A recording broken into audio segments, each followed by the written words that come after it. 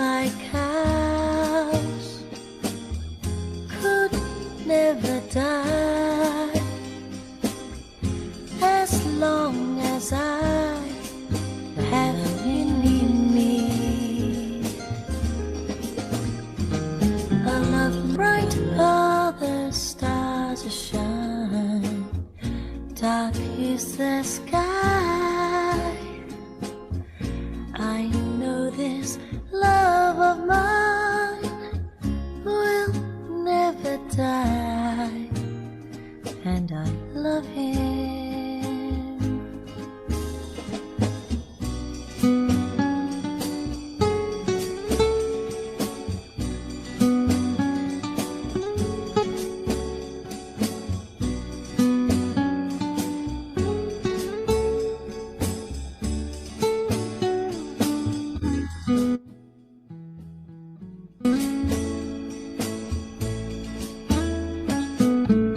Bright are the stars that shine, dark is the sky.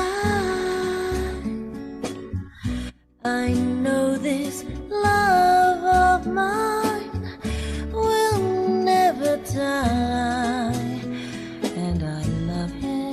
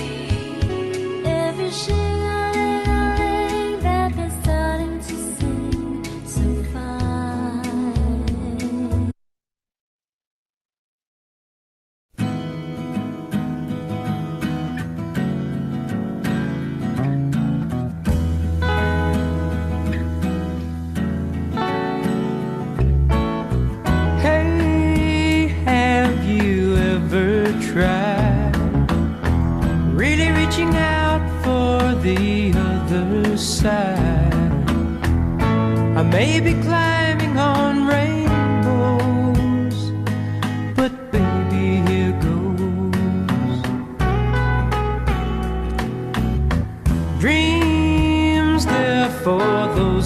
sleep. Life is for us to keep. And if you're wondering what this all is leading to, I wanna make it with you. I really think that we could make it, girl. No, you don't know me well, and every little thing only time will tell. If you believe the things that I do, and we'll see it through. Life can be short or long. Love can be right or wrong. And if I chose the one I'd like to help me through, I'd like to make it with you. I really think that we could make it, girl.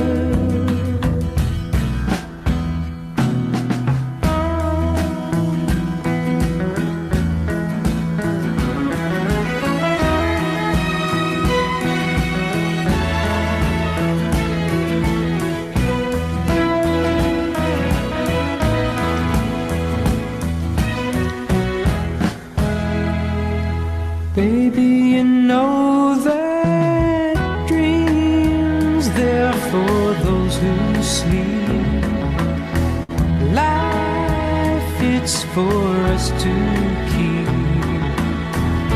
And if I chose the one I'd like to help me through,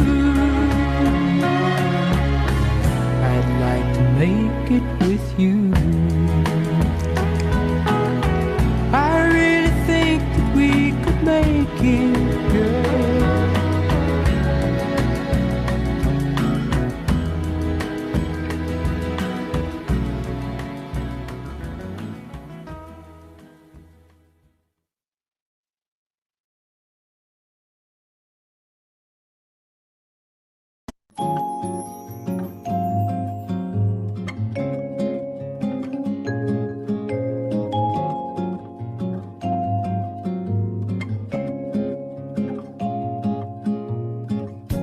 Sunday morning rain is falling.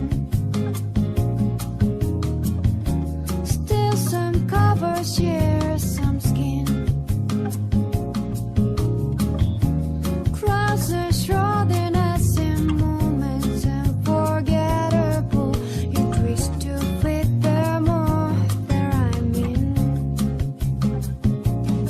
But then just gets so crazy.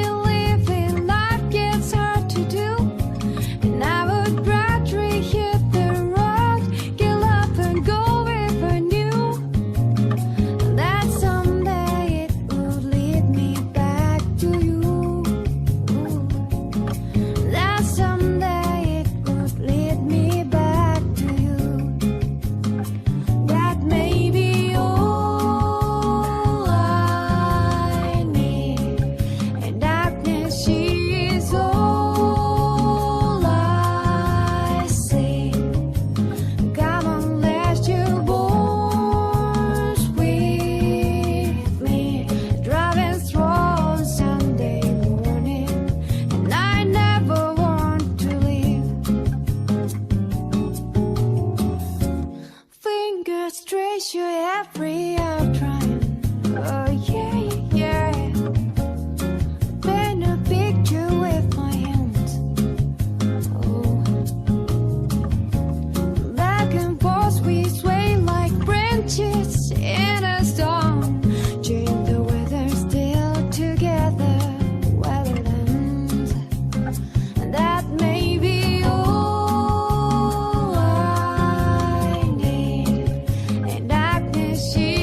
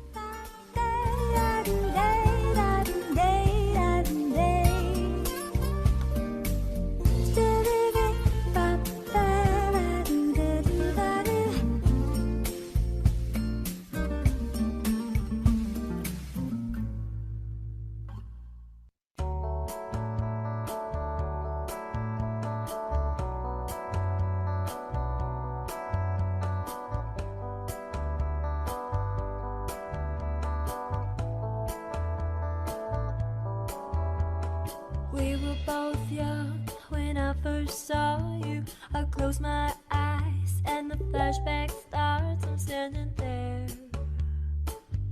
on a balcony in summer air. See the lights, see the party, the ball grounds. See you make your way through the crowd and say hello. Little did I know that you were Romeo, you were throwing pebbles, and my daddy said stay away from Juliet. And I was crying on the staircase, begging you please don't go. And I said, Romeo, take me somewhere we can be alone. I'll be waiting, all that's left to do is run. You'll be the prince and I'll be the princess. It's a love story, baby, just say yes.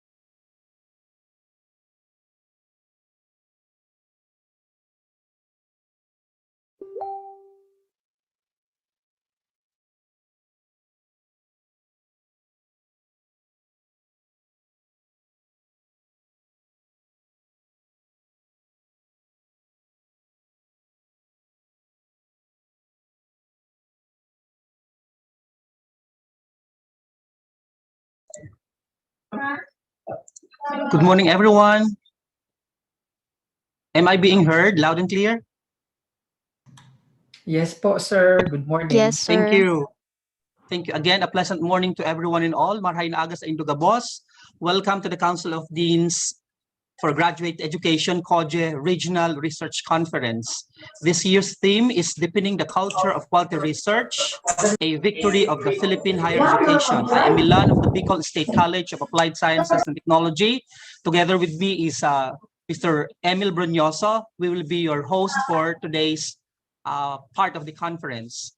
This activity is spearheaded by, of course, COGE in partnership with the Commission on Higher Education, Region 5, and the Partido State University in consonance to the celebration of the Philippine Higher Education Week from May 17 to 21, 2021, observing the 27th Commission on Higher Education Founding Anniversary Week with the theme, Padyak, Moving Forward, Claiming Victory for the Philippine Higher Education Pamantasan, Pamantayan Tungo sa Kaunlaran.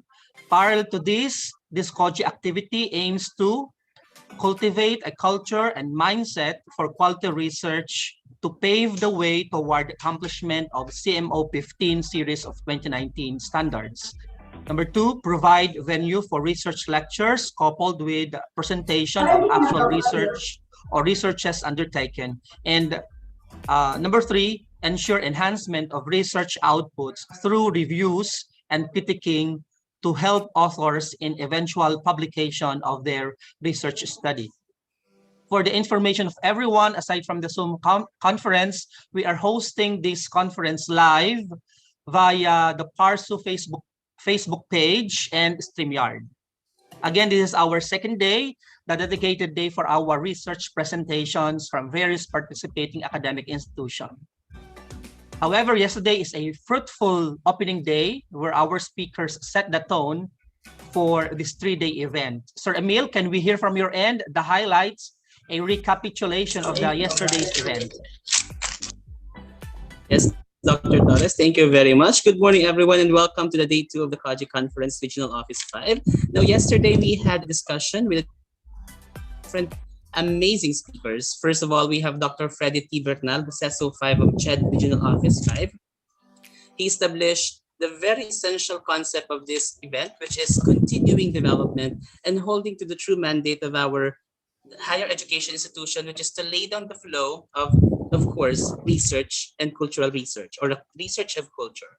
In other words, Dr. Raul Badesina, the SUC President 3 of Partido State University, also narrated the deepening the quality of research culture by developing of various branches of research that, according to him, would enable for the improvement of the quality of life. Also, he mentioned yesterday about the support and the funding allocation through the Commission on Higher Education in various higher educational institutions, not just here in Region 5, but of course in other parts of our country. In addition, he also mentioned the opportunities for the SUCs and of course higher educational institutions relative to research through scholarship and faculty development. In addition, Dr. Bradesina emphasized the so-called academic rigor and excellence. Moreover, Dr. Pamela Isvenias introduced our keynote speaker, who is no other than Dr. De Vera, the CHED Commissioner, who emphasizes the bicicleta, or the bicycle, which according to him, as you pedal the bicycle, you are moving forward to keep balance. That is what is the objective of the Commission on Higher Education, with the establishment of the different legislatures and statutes establishment for the higher education, free higher education in the country, that enables about 2 million Filipino helped by the government to achieve higher education in the entire archipelago. In other words, Dr. De Vera, the Commissioner of Higher Education, emphasized the following statement: tayo nang pumadyak tungo sa kaunlaran. And of course, lastly, Dr. Honorable Darilag, the Commissioner for the CHED Commissioner from Commission on Higher Education, it emphasized to us the very simple term for research shall be established because of one thing, the so-called community of inquiry for the development of the entire country. Ladies and gentlemen, yesterday was a very fruitful undertaking for the establishment of the entirety of this program. So once again, this is Sir Emil from Discuss. Dr. Torres. Thank you, Sir Emil. It's 8:37 and we're less than 50 in the Zoom room, and I think many are watching and watching us via the Facebook page of the Partido State University. And it's also it's our hope that our presenter for this morning session are already ready for their presentation. Let's start the day right. Let's put the session in order. The organizer has crafted an etiquette to observe while attending this conference. Sir Emil, can we remind our Zoom participants of the etiquette? Of course, Dr. Torres. Ladies and gentlemen, may I remind everybody of the following etiquettes. Number one, please switch off your microphone and camera unless instructed otherwise. You may also switch on your camera before you speak if connectivity permits, and please behave accordingly so as to avoid distractions. Of course, we invite you, dear participants, to rename your Zoom accounts to facilitate admission using this format that you see on your screen. For example, the university abbreviation, last name, and a given name. As you can see here in my screen, I have here Biscas, Brunyoso, Emil B. In addition to this etiquette, may I remind everyone to please be careful not to interrupt others when they are speaking. In addition, please avoid rustling papers, eating noisy foods, or making others distracting noises in the background. So please enjoy and let us learn something from this conference day 2. Victor Torres. Thank you, Sir Emil. May I be allowed to share screen for the mechanics of the presentation? May I request the technical group to allow me to share screen?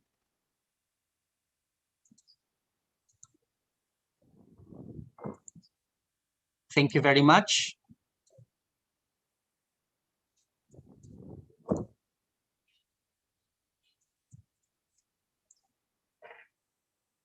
Sir Emil, is my screen visible now? Yes, Dr. Torres, your screen is visible here with me. Thank you. For guidance, so aside from the etiquette, of course, our presenters are reminded of the limited time for presentation. We have to really manage this because we want to maximize the day. We want this engagement very fruitful. So each and every presenter is only provided 10-minute presentation. And after each presentation is a 5-minute live Q&A. And if we still have time, we can accommodate, I think, questions from the audience. At this juncture, allow me to present the disciplinary clusters for this year's conference and the reviewers of each cluster. For social sciences and public administration, our reviewers are Dr. Michael A. Cuesta and Dr. Federico Jose T. Lagdameo. For numerical business and accounting, our reviewers are Dr. Michael A. Cuesta and Dr. Marilyn L. Tejada. Sir Emil, for the afternoon session. Yes, for the afternoon session, we have the Arts and Education. Our reviewer is Dr. Peter Paul Elisor and Dr. Marlon L. Tejada. And for the Environment, Health, Agriculture, and Technology, we have the following reviewers: Professor Ronel Dioneda, Dr. Adelfa Villaflor, and Dr. Monet Luquias. So we will be joined by these respected reviewers during the oral presentation. Sir Emil, shall we now proceed with the presentation of the faculty researchers? Yes, Dr. Torres, let us now welcome our chief participant for the research presentation. Once again, good morning.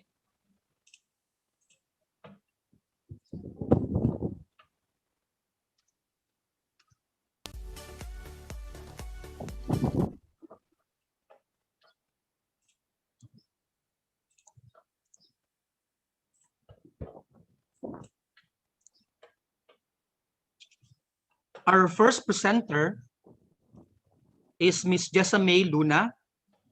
Her paper is entitled Operational Efficiency of PPP Laboratory Services in Bicol Regional Training and Teaching Hospital.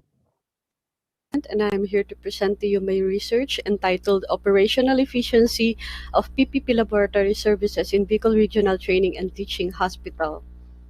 PPP, or Public-Private Partnership, is defined by Kent Buse in an article as being a voluntary strategic partnership between at least one public sector actor and one private actor, both interested in reaching the same goal.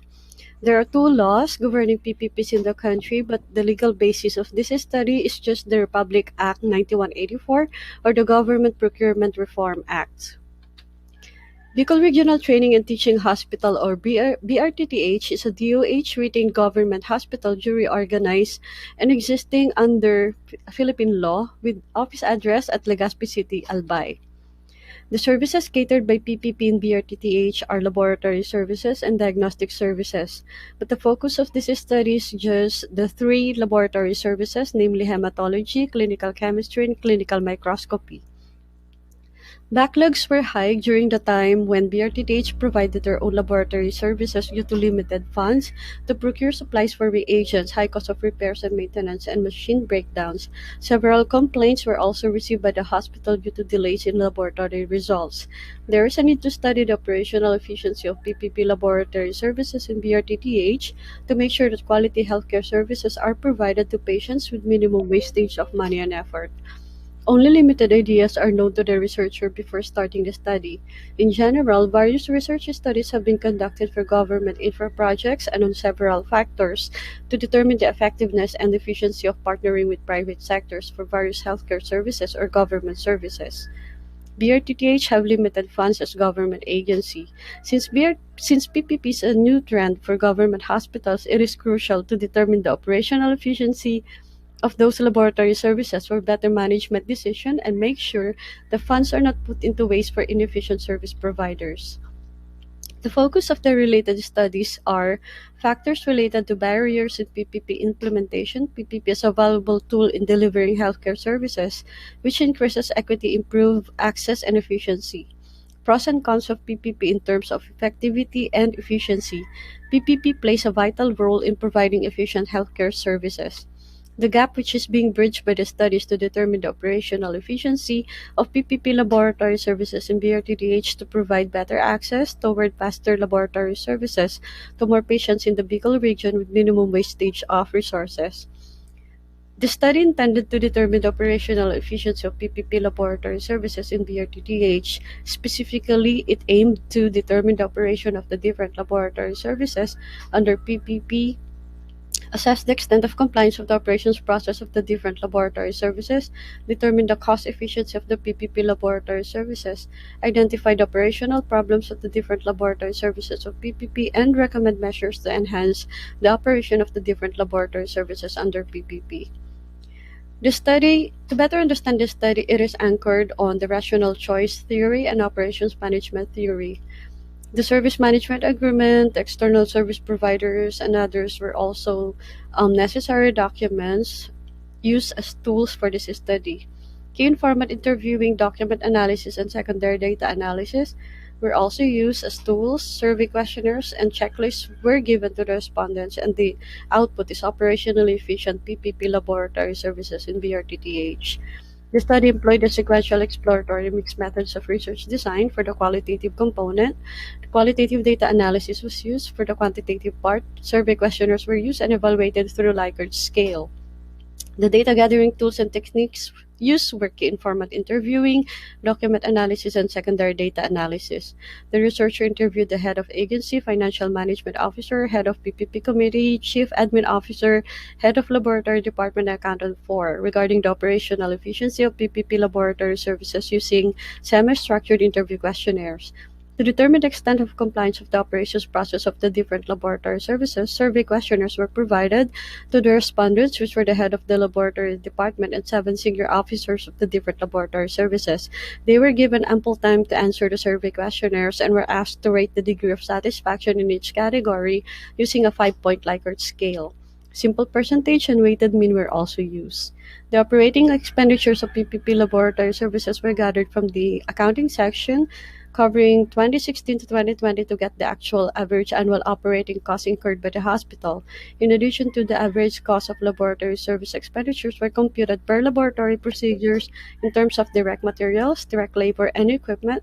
The difference was the basis in determining cost efficiency. Checklists based on the Asian Development Bank Guidebook on PPP in hospital management were provided to the respondents to determine the operational problems encountered in the implementation of PPP in BRTTH. The researcher secured permission from the graduate school head and head of agency together with the IRB of BRTTH prior to the conduct of this study. The respondents were duly informed for the purpose of this study. No out-of-pocket expenses were incurred by them, and all information was kept strictly confidential and used solely for this research study. The results, operation of the different laboratory services under PPP. From the interviews conducted prior to PPP, the hospital had to procure its own equipment and supplies for reagents. Due to long procurement process and limited budget, the needed supplies were delayed. The equipment used at the laboratory department could not cater to the bulk of tests. There were several complaints due to inefficiencies, and the issues were only resolved through the hospital's initiative to PPP. The PPP supplier provided the supplies, reagents, and high-end equipment to run the tests as well as calibrations. As to the extent of compliance of operations process of the different laboratory services, again, survey questionnaires were distributed to the respondents of the different laboratory services in hematology, clinical chemistry, and clinical microscopy, and summarized as follows. The weighted mean was also used, and the Likert scale. And these were the comments from the respondents. As to the cost efficiency of the PPP laboratory services, the annual average PPP laboratory expenditures, as shown in Table 2.0, was compared to the average annual laboratory services of PPP provided, BRTTH rather, provided for its own laboratory services, as shown in Table 2.1.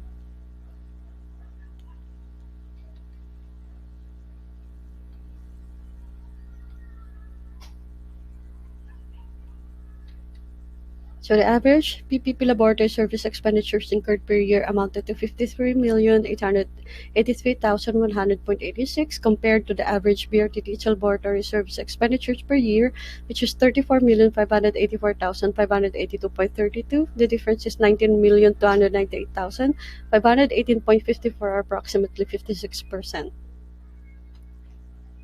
For the operational problems of the different laboratory services, based on the checklist as shown in Table 3.0 under the BRTH Laboratory Department, 2 out of 8 respondents perceived development of PPP proposal as one of the operational problems encountered in the implementation of PPP. Moreover, 1 out of 8 respondents considered staff training, development of bid document forms, bidding and procurement, and as other problems encountered. In addition to 2 out of 8 respondents perceived budgetary requirements as an operational problem in the implementation of PPP. The PPP supplier, on the other hand, perceived high project costs, lengthy delays in negotiation, bulk of documentary requirements, tedious process, and high cost of repair works. The study revealed the following findings. The different laboratory services of BRTTH under PPP are hematology, clinical chemistry, and clinical microscopy. Based on the concept of rational choice theory, the executive committee of BRTTH considered partnering with private sectors as their best choice to provide better laboratory services to the increasing number of patients by becoming efficient. Furthermore, from the concept of operations management theory, BRTTH had used its scarce resources to operate efficiently and to cope with the demands of their patients through PPP. They do not have to worry about running out of supplies for agents anymore and funding for high cost of calibrations and repairs of equipment during breakdowns. As shown in Table 1.0 in terms of timeliness of laboratory results, it had weighted means of 4.5 and 4.88, where respondents rated as always provided and released within the day. Furthermore, no delays encountered had a weighted mean of 3.88 was rated almost always. Cases requiring urgent laboratory results with weighted mean of 4.0 was rated almost always by the PPP suppliers immediately. Also, with weighted mean of 4.25, the PPP laboratory results were rated as always provided despite high number of patients catered within the day. Overall, the extent of compliance of the operations process of the different laboratory services as far as timeliness is concerned was strictly observed and implemented. As to downtimes, PPP suppliers can resolve downtimes within the time duration of the scheduled downtime, and standby machines or equipment are readily available had the same weighted means of 3.88 were rated almost always. PPP suppliers informed the hospital management at least 5 working days. Thank you very much, Miss Luna.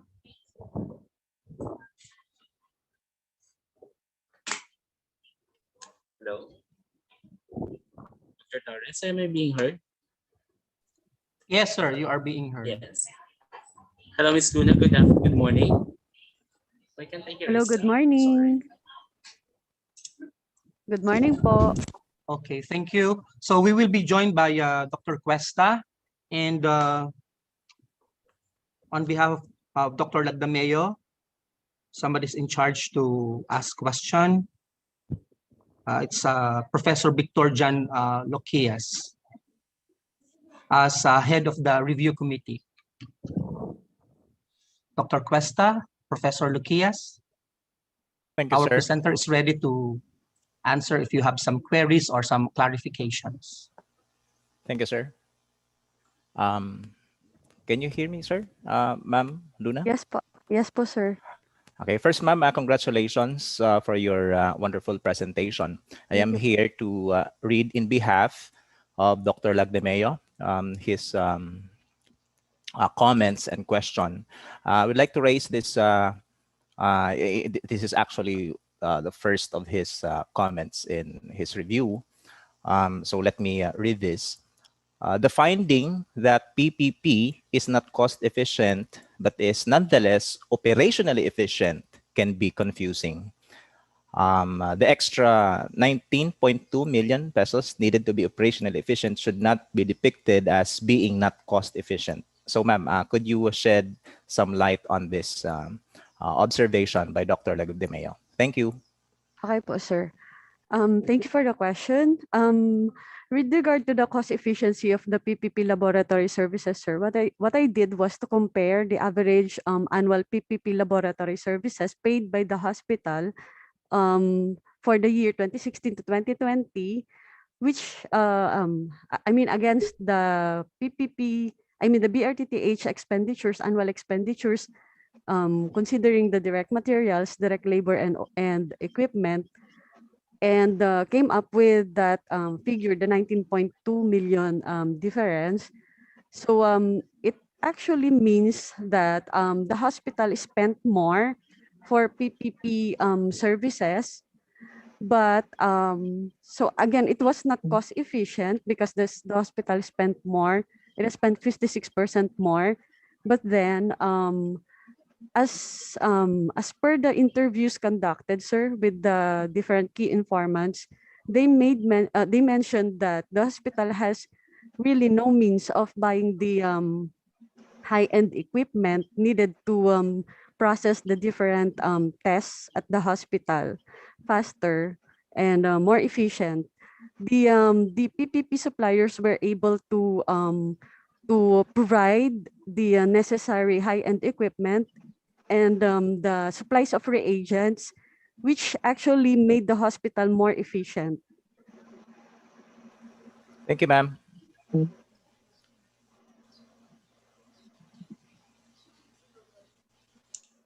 Thank you Thank very you. much. Go on, Dr. Torres. Proceed. Thank you, Ma'am Luna and Okay Professor pa. Luquias. Do we have some question or comment from the presentation? Dr. Torres, there is a comment here in the chat from Dr. Michael Cuesta saying the cost efficiency analysis and conclusion given by the study may be misleading as the total cost may depend on the number of tests performed. Will the result change if you compare in terms of average cost per unit of test? Ms. Luna? Okay, actually, sir, I considered the average cost per unit or per procedure, sir, in computing for the annual expenditures paid by the hospital, sir. There were 3 laboratory services, which are the clinical chemistry, clinical microscopy, and hematology. And per test, I actually considered the average cost per unit, sir. Thank you It very was much. actually based on the number of tests performed po. Is there another question?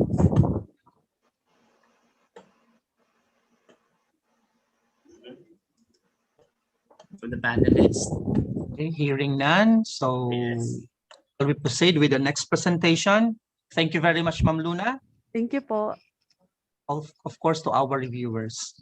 Our next presenter is Danilo Ke. His paper is Assessing Human Rights Friendliness of Philippine School Doha. Ladies and gentlemen, Mr. Danilo Ke. A pleasant day to all the participants and guests. I am Mr. Danilo Enke Jr. and I'm here to present to you an article in my dissertation. Originally, my study was titled A Human Rights Education Program for Philippine School Doha. It is a mixed method sequential explanatory study where the quantitative and the qualitative data from the senior high school students, faculty, and administrators were collected and analyzed to create the aforementioned program. Since instructions for this conference do not allow me to present my complete dissertation, let me just present to you a part of it. This part assesses the human rights friendliness of Philippine School Doha from the eyes of the senior high school students. For the introduction, I will walk you through the background of the study, the objectives, the theoretical underpinnings, the conceptual framework. The study centered on human rights education and human rights education. Undeniably, human rights are virtues required for human flourishing. They safeguard what it means to be a human being in the face of blatant injustices and inequities that threaten the very essence of humanity per se. Since the adoption of the Universal Declaration of Human Rights in 1948, the world has completely accepted the pivotal role of human rights as the foundation of a more just and humane society. The study assesses Philippine School Doha's human rights friendliness. To do this, the following specific objectives are cited: to assess the level of human rights education in the senior high school department of PSD, to extrapolate the problems encountered and best practices in relation to human rights education in PSD, and to analyze the numerical findings using the lenses cited and give appropriate recommendations. The study utilized the HRE models proposed by Felisa Tibbets. These are the values and awareness socialization model, the accountability and professional model, and the activism transformational model. Tibbets further explained that a learning pyramid best shows the relationship among the three models. At the large base, we would find the values and awareness socialization model. In the middle, the accountability model, and at the narrow top would be the transformational model. The placement of the HRE models in these positions reflects not only the size of the target population, so from educating the general public all the way up to creating new advocates, but also the degree of difficulty for each of the educational programs. Moreover, the study also used the human rights friendly school framework proposed by Amnesty International. The global principles of human rights should be seen in the four key areas of school life, which are governance, relationship, educational environment, and curriculum and extracurricular activities. Now, for the conceptual framework. At this juncture, let me discuss with you the methods. Let me walk you through the research design, the research locale and population, the data gathering tools and techniques, and the tools of analysis. This study is a quantitative descriptive research which underscores two phases as seen on the slide.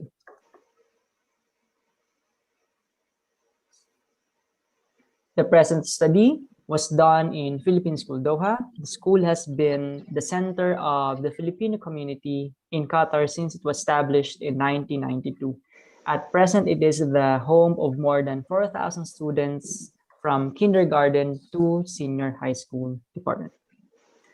Let us now proceed to the tools of analysis. First, descriptive statistics using count, frequencies, and percentages were computed for the demographic information of the respondents and their level of human rights education.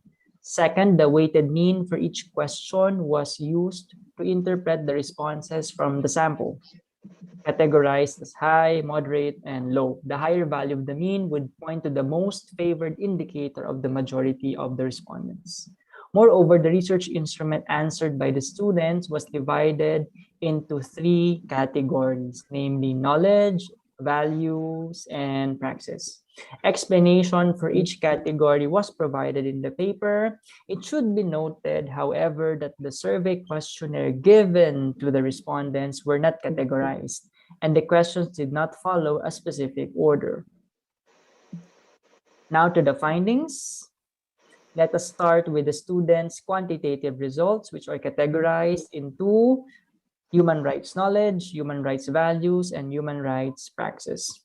Table number 1 gives us a glimpse of the student respondents' knowledge on human rights. Among the 14 indicators found in the category, the indicator I know the human rights I have garnered the highest mean, or rank 1, with an average of 4.06, deemed as very satisfactory.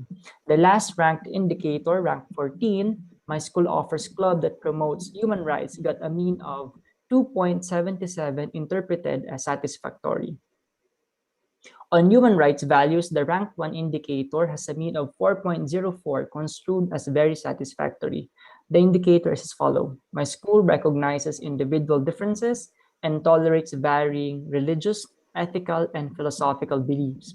Quite the opposite, the indicator my school treats students equally garnered the lowest rank, or rank 8, with a mean of 3.32, taken as satisfactory. Among the 8 indicators present in the category human rights praxis, the indicator I take responsibility in my school to ensure other individuals do not discriminate and that they behave in ways that promote the safety and well-being of my school community received the highest rank, or rank 1, with a mean of 4.13, which is interpreted as very satisfactory. In sharp contrast, the indicator the school offers seminars and workshops on human rights sits at the bottom of the hierarchy, or rank 8. This aforementioned indicator has a mean of 2.75, understood as satisfactory. At this point, let me present to you the analysis of the student responses. This is divided into 3 parts. The first part deals with how the students acquire human rights knowledge and understanding. The analysis revolves around the process of learning and teaching about human rights. It has already been established that the process of understanding these rights is primarily fostered in the school setting. It is actually the most potent and viable source of HRE, or human rights education. The students know the human rights they have because of national and international policies that prescribe human rights within the formal educational system. At the same time, curriculum subjects, teaching pedagogies, and textbooks used include discussion on these fundamental freedoms. Moreover, the stages of human development should also be considered. Since maturation is staggered, human rights understanding does not happen all at once, but in stages. It was found out that the senior high school students can form a mature conception of human rights since most of them are already in the post-conventional level of morality, as espoused by Kohlberg. Moreover, human rights knowledge may be reinforced by digital technologies. Since most students nowadays are digital natives, their exposure to societal issues through social media and other platforms is at an all-time high. Although the dangers that social media carry should never be taken for granted, they can also serve as platforms for young voices to be heard, sentiments to be considered, and injustices to be addressed. Indeed, they can become tools of participation and societal engagement. The values awareness socialization model, moreover, best explains the ideas cited on the slide. Part of the discussion of human rights knowledge is the seeming dearth of human rights club in PSD. In order to maximize learning, the teacher and administrators must ensure that all the available instructional opportunities are utilized. Hence, the limitations of traditional classroom instruction must be transcended through different club offerings. It becomes haphazard then that such mechanism is lacking in the school. It should be noted that there are club offerings in PSD. It is just that they are not really supportive of human rights, or they don't really have human rights components. A human rights friendly school acknowledges the fact that the classroom teaching serves as a great repository of human rights knowledge. The role of clubs as complementary tools to enhance the human rights message, however, should not be disregarded. Through club offerings, the participatory and collaborative natures of HRE are revealed. The activism transformational model does not anymore concern itself with the formal transmission of human rights knowledge. Insofar as the students are already well acquainted with the principles. Thank you very much, Mr. Danilo, Professor Danilo Ke from the University of Legazpi. Sir, are you there? Yes, sir. Good morning. Yes, sir. Now, Dr. Torres, let me just read a question here posted by Dr. Cuesta to our dear presenter, Professor Ke, saying, I'm sorry, I'm reading the wrong text, sorry. Saying that the range used for the interpretation of responses is non-uniform, considering that 1.0 to 1.5 is 0.5 versus 1.5 to 2.5 is 1.0 and so on. And thus may be incorrect. If you recalibrate the range, will this significantly change your results? I think this is referring to the measuring or the assessment tool that you used in your study, Mr. Ken. Sir? Yes, sir. I think the results will not really change. It's just a matter of some decimal points. So this will not really significantly change the results of the paper, even if we recalibrate the range. Okay. Thank you. Dr. There's Torres? another question from the same reviewer. Dr. Yes. Cuesta is also asking, the conceptual framework presented is actually an illustration of the methodology. Maybe you can improve on that part. Yes, sir. I think this is a suggestion or recommendation from the reviewer. Yes, sir. However, I was not able to present the whole conceptual framework because what I present was just a part of my dissertation. So the whole conceptual framework actually is divided into 3 parts in the dissertation itself. Thank you, sir. Sir Ke, is it okay if we go back to the first question of Dr. Cuesta regarding the way you the way you interpret your mean values. I believe you use a 5-point continuum 5-point Likert scale. Yes, sir. Okay. So you have any basis of why you have a little difference at both ends, and then you have a bigger difference about 1 point at the middle values? For Actually, instance, there is an observation of 0.5, and then there's an observation of 1 point difference in the middle values. Actually, sir, the tool that we have used for the research is based on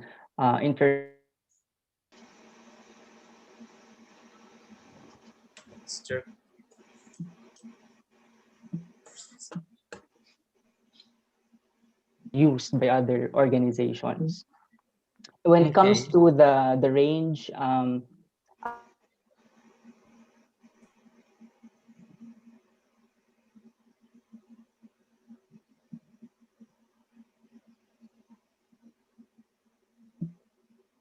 Sir Ken, we're not hearing you. hello? Oh yeah, you're Okay. clearer now. I think the connection is unstable. Sorry. Anyway, what I was saying, sir, am I being heard now po? Yes. Yes po. So what I'm saying is that the research tool that we have used came from international frameworks of human rights used by organizations around the globe. And I do believe that even if we change or recalibrate the range, there will be no statistical significance or change in the results. Okay. Thank you. There's a question. Sir Ken, there's another comment from your reviewer, from Professor Victor. Yes po. No mention as to how the results of the survey have been validated. Without mechanism for validation, the study can only present perceptions of the respondents with a provision that these perceptions might be counterfactual. Any comment from your end? Yes, but actually, I explained in the research instrument part that the research tools that we have used. So actually, for in the dissertation, we have used two survey questionnaires for the quantitative part. And as I have mentioned already, we have used tools that were already validated by human rights organizations. So what we did is to just borrow the tool that they are using already. And it was explicitly stated in the paper. Thank you very much, Mr. Ke, for your presentation and responding much, to the sir. queries of our reviewers. Our third presenter is Ms. Jessica Dion Nunag. Her paper is titled Drivers of Community Participation in Tourism-Based Social Enterprise, the Simancor Experience. The screen is yours, Ms. Nunag. A pleasant day to everyone. My name is Jessica Dion Ramos Nunag from Partido State University, and I am pleased to present to you my thesis for Masters in Business Administration with the title Drivers of Community Participation in Tourism-Based Social Enterprise, the Simancor Experience. When motivation is seen as person's intensity, direction, and determination of effort toward achieving a goal, it has implication for the study of individuals participating in enterprise, may it be social or profit-oriented. It is because motivated individuals stay with their task long enough to achieve their goals. This study will determine the underlying factors that motivate local community members to join and actively participate in social enterprise. Generally, the study aims to determine the factors that motivate local community to join and participate in Simancor Eco Developers Incorporated in Prieto Diaz, Sorsogon. Specifically, it aims to answer the following questions. What is the profile of the members and non-members of Simancor Eco Developers Incorporated? What are the existing motivational factors of the community members in joining Simancor according to ERG motivation theory? What are the perceived short-term and long-term benefits of the members in joining Simangkor Eco Developers Incorporated? And lastly, what are the factors affecting community participation in tourism-based social enterprise? This study used both qualitative and quantitative approach or mixed method approach. The data gathered in this study were analyzed by applying statistical tools like frequency count and percentage, mode and weighted mean, z-test to proportion, binary logistic regression, and chi-squared.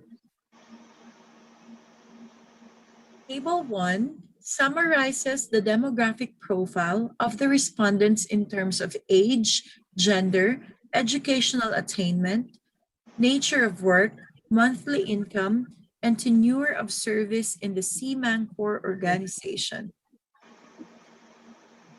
For motivational factor of Prieto Diaz residents according to ERG theory, overall, the top motivating factors for members revealed to be first, camaraderie in the workplace, followed altogether by stable job, no membership fee, strong promotion, recognition for achievements, and treatment with respect.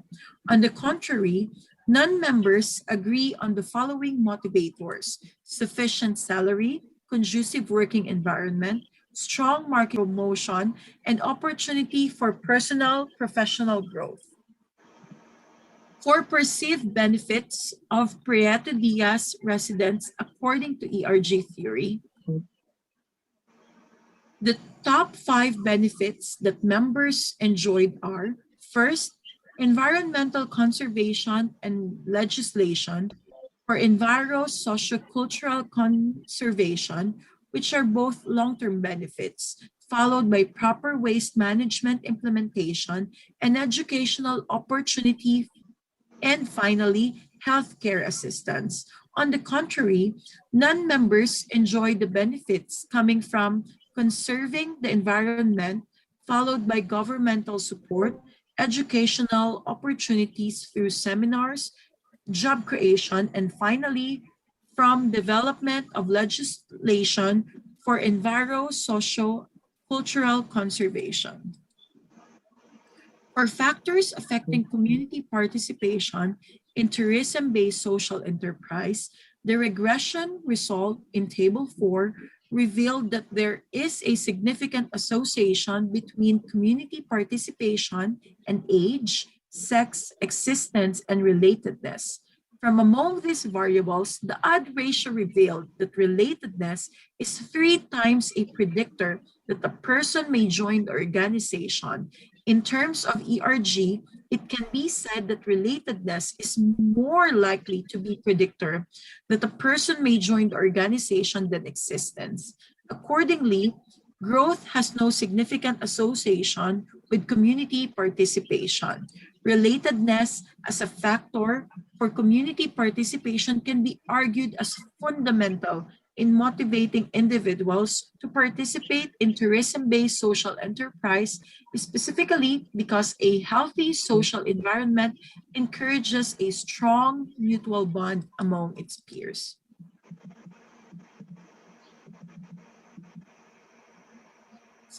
For figure 6, factors affecting community participation, the figure 6 revealed that most influential factor that affects the community to get involved in tourism-based social enterprise is their desire to help conserve their natural resource, with 19% for members and 24% for non-members. For the conclusion, findings showed that majority of the respondents have minimal access to education, and thus their resources of income became only limited to elementary occupation, which in turn affects their capacity to earn.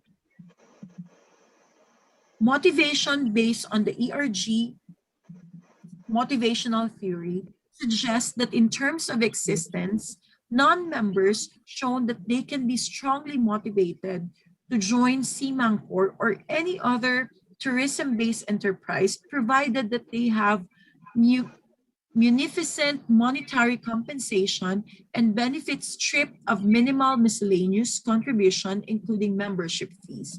In terms of relatedness, both members and non-members share the same intensity of motivation towards social interaction and interpersonal relationship, marketing campaigns, and healthy workplace. And when it comes to growth, motivations, they are most motivated if there are respect among each other. The respondents, in terms of benefits, perceived that their ultimate preferred benefit to get among all the enumerated benefits that members and non-members alike strongly agreed was in terms of the long-term stewardship of the rich natural resources. Among the existing factors that the community perceived, it was revealed that the superior factor that affects the community to get involved in tourism-based social enterprise is their desire to help conserve their natural resources. For recommendation, there should be a proper, efficient, and wide dissemination of information and clear guidelines when recruiting community members of Prieta Diaz to be members or be part of CMANCOR. Tourism-based social enterprise should not give false promises as it may lead to dissatisfied members and uncoordinated initiatives. Since sufficient monetary compensation are strong motivators in the community, there should be proper allotment of budget regarding this aspect. Establishment of standard daily or per hour payment or minimum wage to compensate the members for the rendered service. Effective measures should be employed that shall create more jobs and livelihood in the community.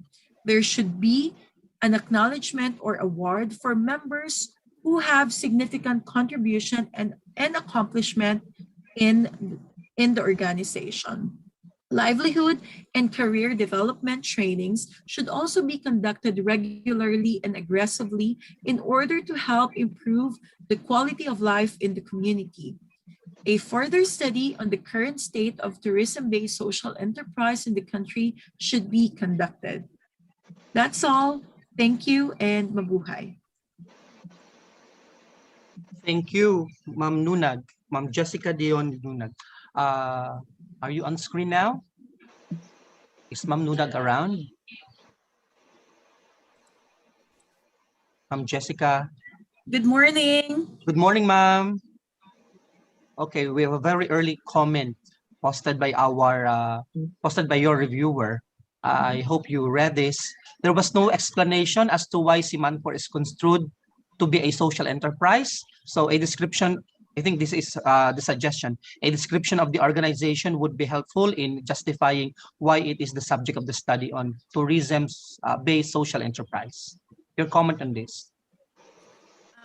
Thank you, sir, for the comment and the suggestion as well. Well taken. In the complete manuscript, a full description about CMANCOR was elaborated, but in the full paper, in the full paper that was submitted to the committee, it was not elaborated in the full paper that was submitted in the committee. But then just to answer why CMANCOR, first, before I started the study, we had several ocular visits and in the entire region, actually, from Camarines Sur until Sorsogon. And then CMANCOR CMANCOR showed us, CMANCOR shown to be one of the best that can be one of the best to be chosen in the study. Just to give a little background, through the Coastal Environmental Program of the Department of Environment and Natural Resources, the CMANCOR was organized and registered since December 1994. And from there, they started different projects. They got different grants from DTI, and they were providing tourism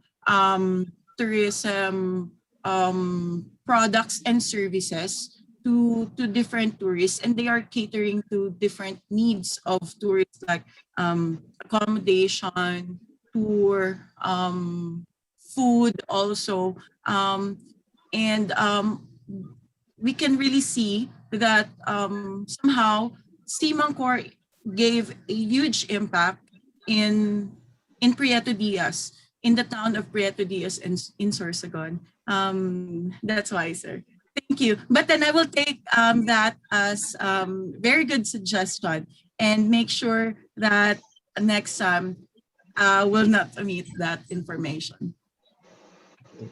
So we hope to see your work published and incorporate those suggestions Thank you. made by Thank your you very reviewer. much. There's another one with your generosity. Please, this is an observation and a suggestion from Dr. Cuesta.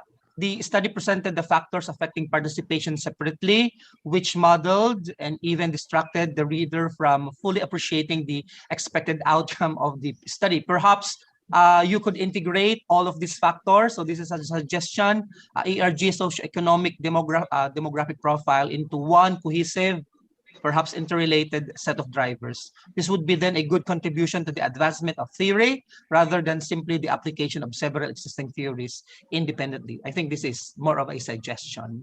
Okay. Thank you for that suggestion. I will consider looking into that. But for the way the study and the results were presented, actually, the binary regression was added in the later part, but then it showed that it was actually a very good way that we were able to really check what is really the factor that is affecting the participation of the community in CMANCOR. But then, thank you for the suggestion, and I will be looking into that. Thank you. Thank you for your contribution identifying the drivers of community participation, Ma'am Jessica. You're welcome, sir. Thank you. Our fourth presenter is Ma'am Nerissa Paladan. The study is entitled Community-Based Approach in Developing Farm Tourism. Let's hear her presentation. Good day. I'll be presenting my research about community-based approach in developing farm tourism. I'm Nerissa N. Paladan from Partido State University. In the recent years, most of the countries have focused their attention towards sustainability of agriculture, and that is also one of the concerns of our country. Agritourism is recognized as an essential strategy that can add to agricultural development through diversification of farming activities and offering opportunities to rest, relax, enjoy, and study about farming for the visitors coming from the urban areas. So there is a growing investment in farm tourism, and this is also the counteract during the uncertainty of agricultural market.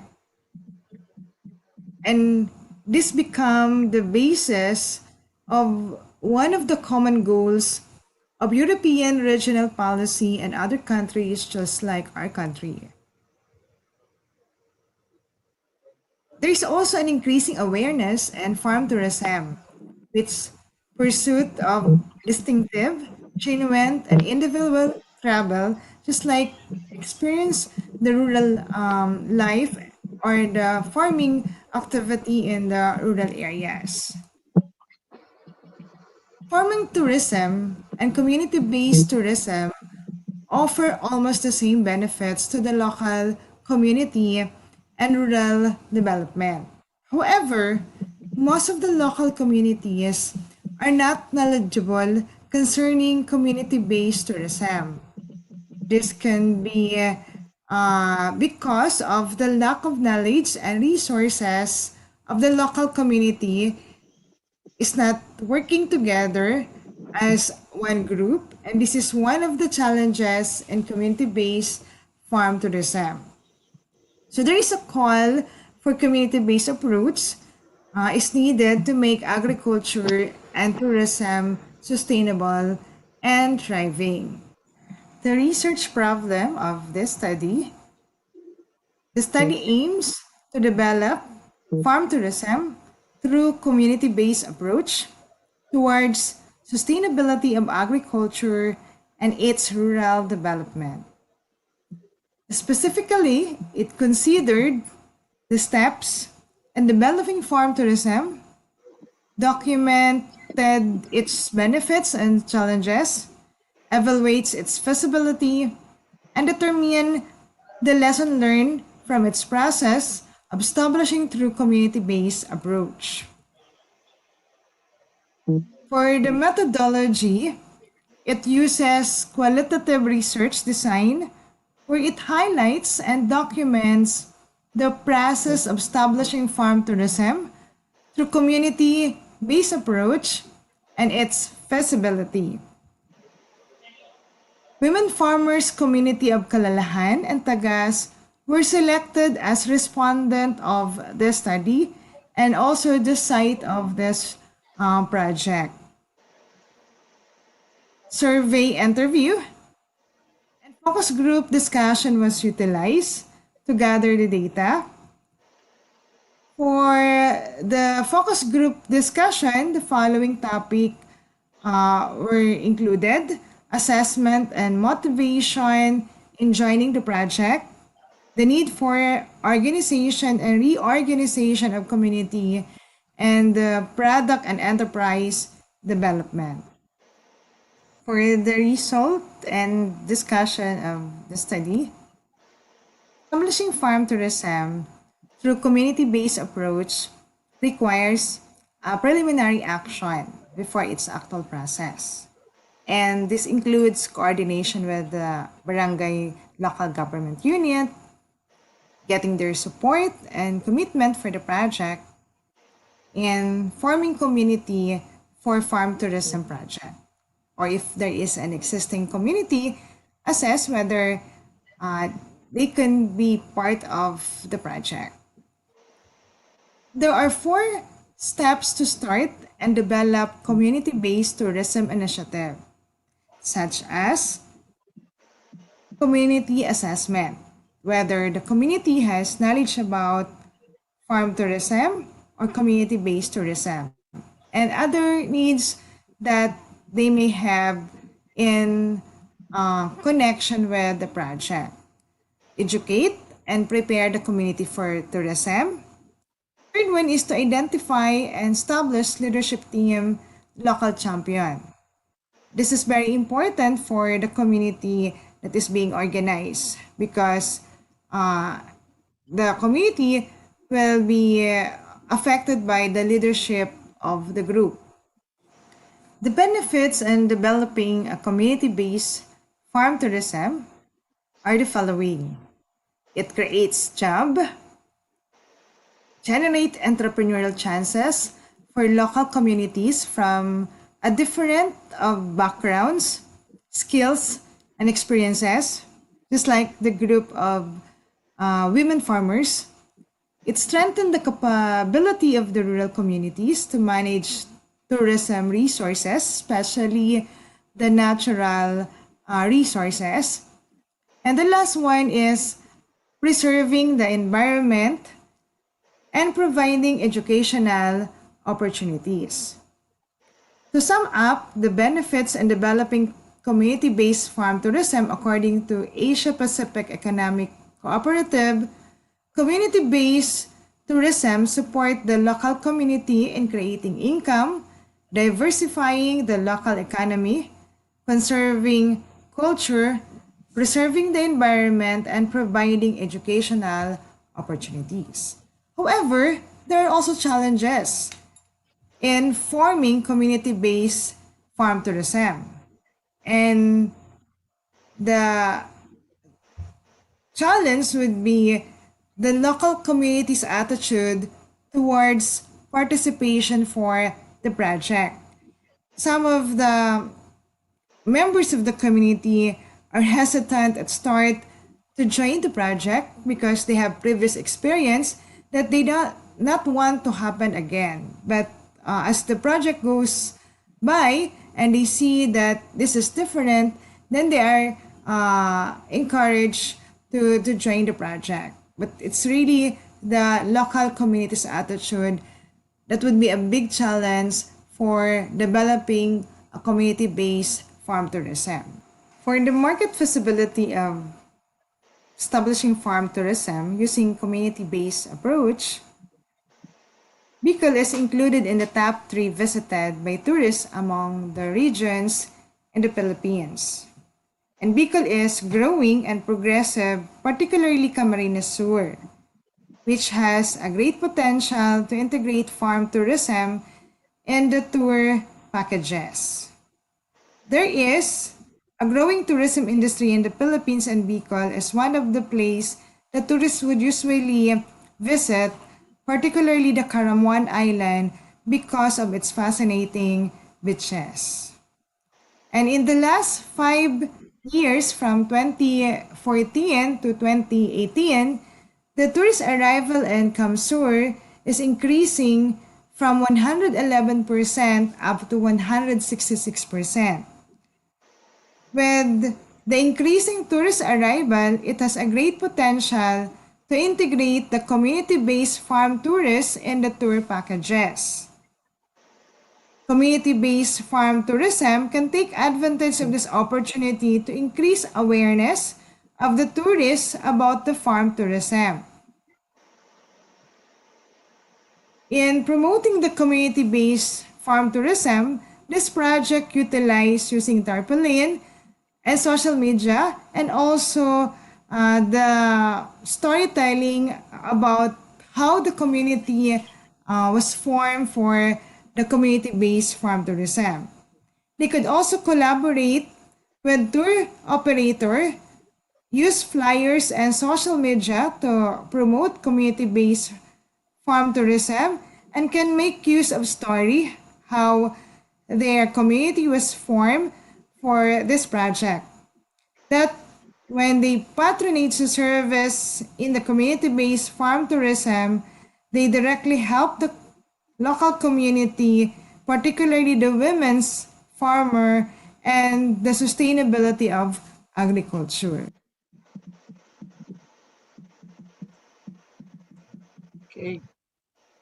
Thank you very much, Professor Paladan. Are you now on screen?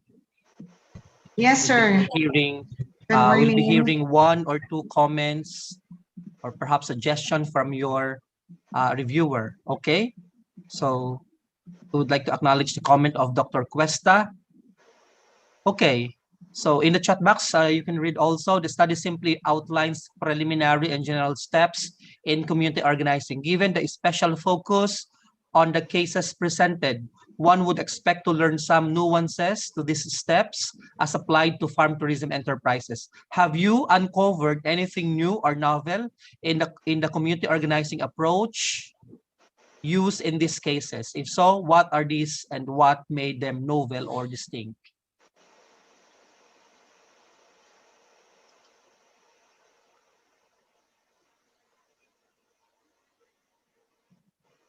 Did you Hello, uncover good anything morning. new? Yeah, good Hello. morning, ma'am. Yes, can you hear me? Yes, ma'am, loud and clear. We can hear you. Okay, to respond to the question of Dr. Cuesta, anything new about the steps in forming community-based farm tourism, since this is about farm tourism, the one that I encounter is the hesitation of the respondent or the women farmers, because previous years they have also projects for livelihood, but this time it's a farm tourism, but they still insist about livelihood. Although part of the farm tourism is the livelihood, at start they are hesitant. Their hesitation was affected by their previous experience. But as they see the significance of the farm tourism, because they will be working together not only as an individual but as a group for the farm tourism, then somehow they are encouraged. But it's really a challenging to convince them to join because of their previous experience. But they have this attitude of wait and see. If the project would be successful, then that's the time they will join. Only few will be joining if the project is not yet successful. And I think that's one of the somehow new to my experience, because the women farmers are not that they are not encouraged to join, or they are discouraged. And one thing is they have lack of knowledge about farm tourism, how it works, what is farm tourism. But through proper orientation to them, then they get some knowledge, and somehow they are encouraged. And another is the lack of leadership of the women farmers. So it's like they lack the confidence to lead the group, or it's really difficult to convince them to lead the community, or the community for the project. Because like on my part, I'm just helping them to materialize the project. But as I always emphasize to them, that it will be them to lead the project, or it's for them, so they should learn to lead the project.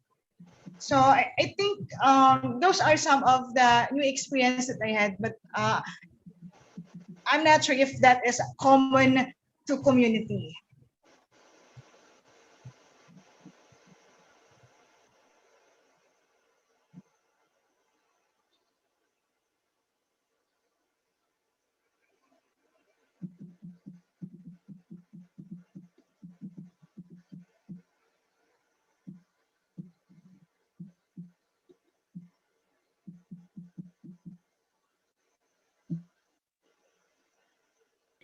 Hello, sir. Sorry. So as I was telling, I think what Professor Cuesta is telling us, that there should be an articulation of that novelty feature of your study. So I think when you write your article, when you would like to publish, so I think that should be highlighted, that should be articulated. Okay? Yes, sir. Noted po. Thank you for Then the there is one suggestion. from Professor Victor, Ma'am Paladan. The study have not taken into consideration the circumstances presented by COVID-19 pandemic to the establishment of farm tourism spots. Your take on this? Come again, sir. Can you repeat for the Okay. question, sir? This is the question, observation or comment from Professor Victor. The study have not taken into consideration the circumstances presented by COVID-19 pandemic to the establishment of farm tourism spots. Okay. At the start, when I have the project, it's not just there's still no pandemic, but in the middle or the last part of the project, then we experienced the pandemic, and that's why for the feasibility, I decided to use the secondary data, if you notice.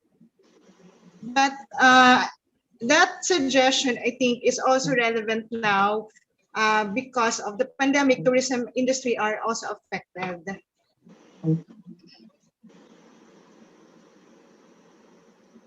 Okay, thank you very much, ma'am. So we'll now proceed with the fifth presentation. Okay, our presenter is Ma'am Marilu Barcela. The paper is entitled Socio-Demographic Characteristics and Behavior of Rural Residents in Health Services of a Coastal Town of Camarines Sur, Philippines. Good day, everyone. My name is Marilupi Barcela of Partido State University, and I'm going to present my paper entitled Socio-Demographic Characteristics and Behavior of a Rural Residents on Health Services of a Coastal Town of Camarines Sur, Philippines. The Philippine government has the responsibility to protect and promote the right to health of the people and instill health consciousness. For this, the local government units are tasked to exercise powers and discharge functions and responsibilities which are necessary, appropriate, or incidental to efficient and effective provision of the basic services and facilities such as health services. The government has a core duty to examine the socio-demographic characteristics of citizens in the country to create favorable atmosphere that can increase utilization of health services. Health services include the implementation of programs and projects on primary health care, maternal and child care, communicable and non-communicable disease control services, access to secondary and tertiary health services, serve purchase of medicines, medical supplies, and equipment needed to carry out the services. Citizens' behavior takes tangible forms and services for a particular purpose in order to improve the lives of the people and may be manifested in terms of their awareness, availment, and satisfaction. Access to healthcare services is critical to good health, yet rural residents face a variety of access barriers. Some of these barriers are attributed to the social-demographic characteristics of the rural residents. The community may not recognize the health issues if there is absence of awareness. In a democratic world, citizens must be informed about the programs and services of the local government units. They must be free to express their views and level of satisfaction to see that the government responds to the citizens' views.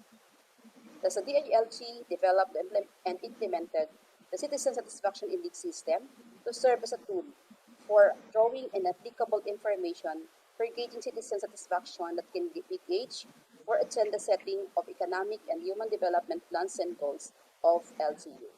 Thus, in 2019, CSIS was conducted in one of the 40 plus coastal town of Camarines Sur. This study described the socio-demographic characteristics of the rural residents of coastal town and determined the behavior of the rural residents along health services of the local government in terms of its awareness, availment, and satisfaction. It used used a mix of quantitative and qualitative research methods through face-to-face interviews with actual residents randomly sampled from the barangays of the target LGU, multi-stage probability sampling in order to ensure that every citizen 18 years old and above, male or female, who live at least 6 months in the municipality. There were about 150 respondents, which consists of 18 barangays, and a 25-page questionnaire was used. And for this paper, it focuses on the social demographic characteristics and health services.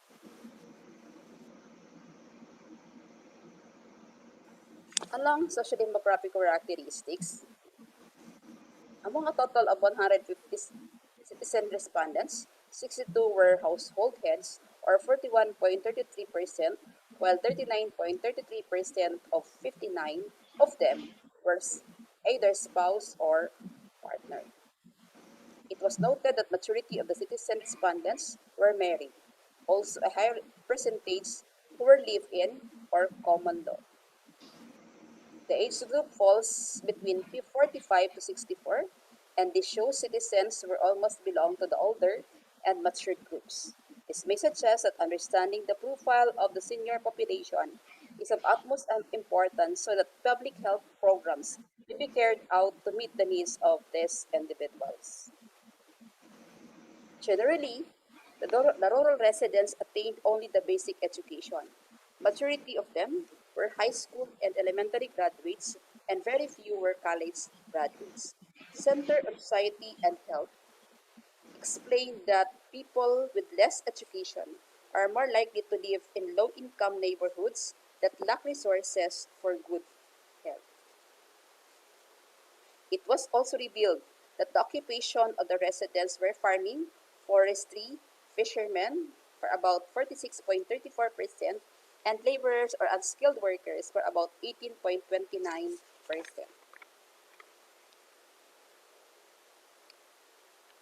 Table 2 shows that 77.33% have flushed water sealed type of toilet and exclusively used by the family, and 55.33% has deep well or artesian well as a source of drinking water. This result further revealed that the citizens have the basic facilities such as toilets and source of drinking water. Along the behavior of rural residents on the health services, it is worth noting that out of 150 respondents, 95 or 63.33% did not get sick in the last 12 months. From the 36.67% saying that they got sick, 32.73% suffered from influenza or associated symptoms such as cough and cold. Among the 7 indicators on health services, vaccination for infants children was consistently high in awareness, availment, and satisfaction. Rural residents' behavior in terms of the basic dental or oral hygiene service was low with 38.67% awareness. On the other hand, the Prevention and Management of Communicable and Non-Communicable Diseases program rated low in awareness with about 57.33%. It was consistently high percentage of those who did not avail of the service, covering 67.19%. It is remarkable to note that 100% were satisfied because they were provided with immediate response and quality service to their needs. This means that if the rural residents were aware of the service, they could probably avail and be satisfied. But it is quite alarming that most of them were not aware. Awareness on the prevention and management of communicable diseases and non-communicable diseases is essential, especially during the time of pandemic such as the COVID-19. Accordingly, each year more than 15 million people die from the non-communicable diseases between the ages 30 to 69 years, and 85% of these deaths occur in low and middle-income countries in which the rural resident status was in the particular age bracket. The other two indicators that recorded a high percentage of non-availment are the prenatal and postnatal childbirth services for about 58.59% and the family planning or reproductive health for about 58.42%. This could be attributed to the age profile of the respondents, with the majority belonging to the age bracket of 55 to 64. Generally, all indicators under the health program citizens' behaviors were rated high in satisfaction. It is concluded further that rural residents of this coastal town were generally characterized as old or matured adults and had low educational attainment. Mostly were fishermen, farmers, and laborers. They owned their houses and had toilet and water facilities. These characteristics influenced the behavior of the rural residents on the health services provided by the local government units. The awareness, availment, and satisfaction is generally high in the different health services except on the prevention and management of the communicable and non-communicable diseases. It is hereby recommended that rural residents must be informed to increase the level of awareness so that they will be given the opportunity to avail the services to maintain high level of satisfaction. Programs and services of the local government units should be delivered to the citizens promptly and should cater the needs of the people in order to uplift the life of these rural residents. Local governments should consider the demographic profile of the citizens, specifically the adult or the older citizens. There should be a comprehensive approach in the conduct of information dissemination activity, especially those related to the prevention and management of communicable and non-communicable diseases, particularly those located in the remote and coastal barangays to increase citizens' behavior in terms of awareness, availment, and satisfaction of for the betterment of the socioeconomic status of the citizens. Priority commitments on the improvement of their services, specifically on the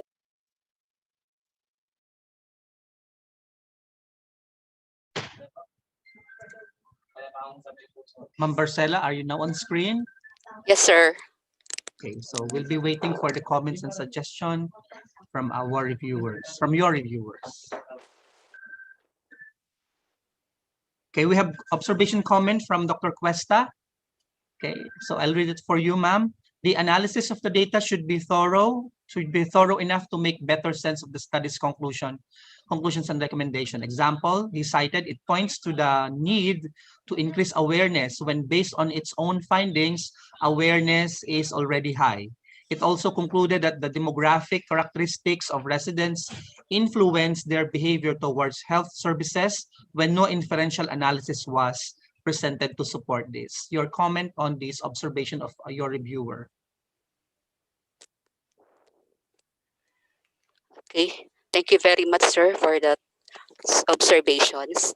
So, in the result, it was found out that there are service or programs which are high in terms of awareness, except for those in the program on the prevention and maintenance of communicable and non-communicable diseases, and of course with the health, dental and oral.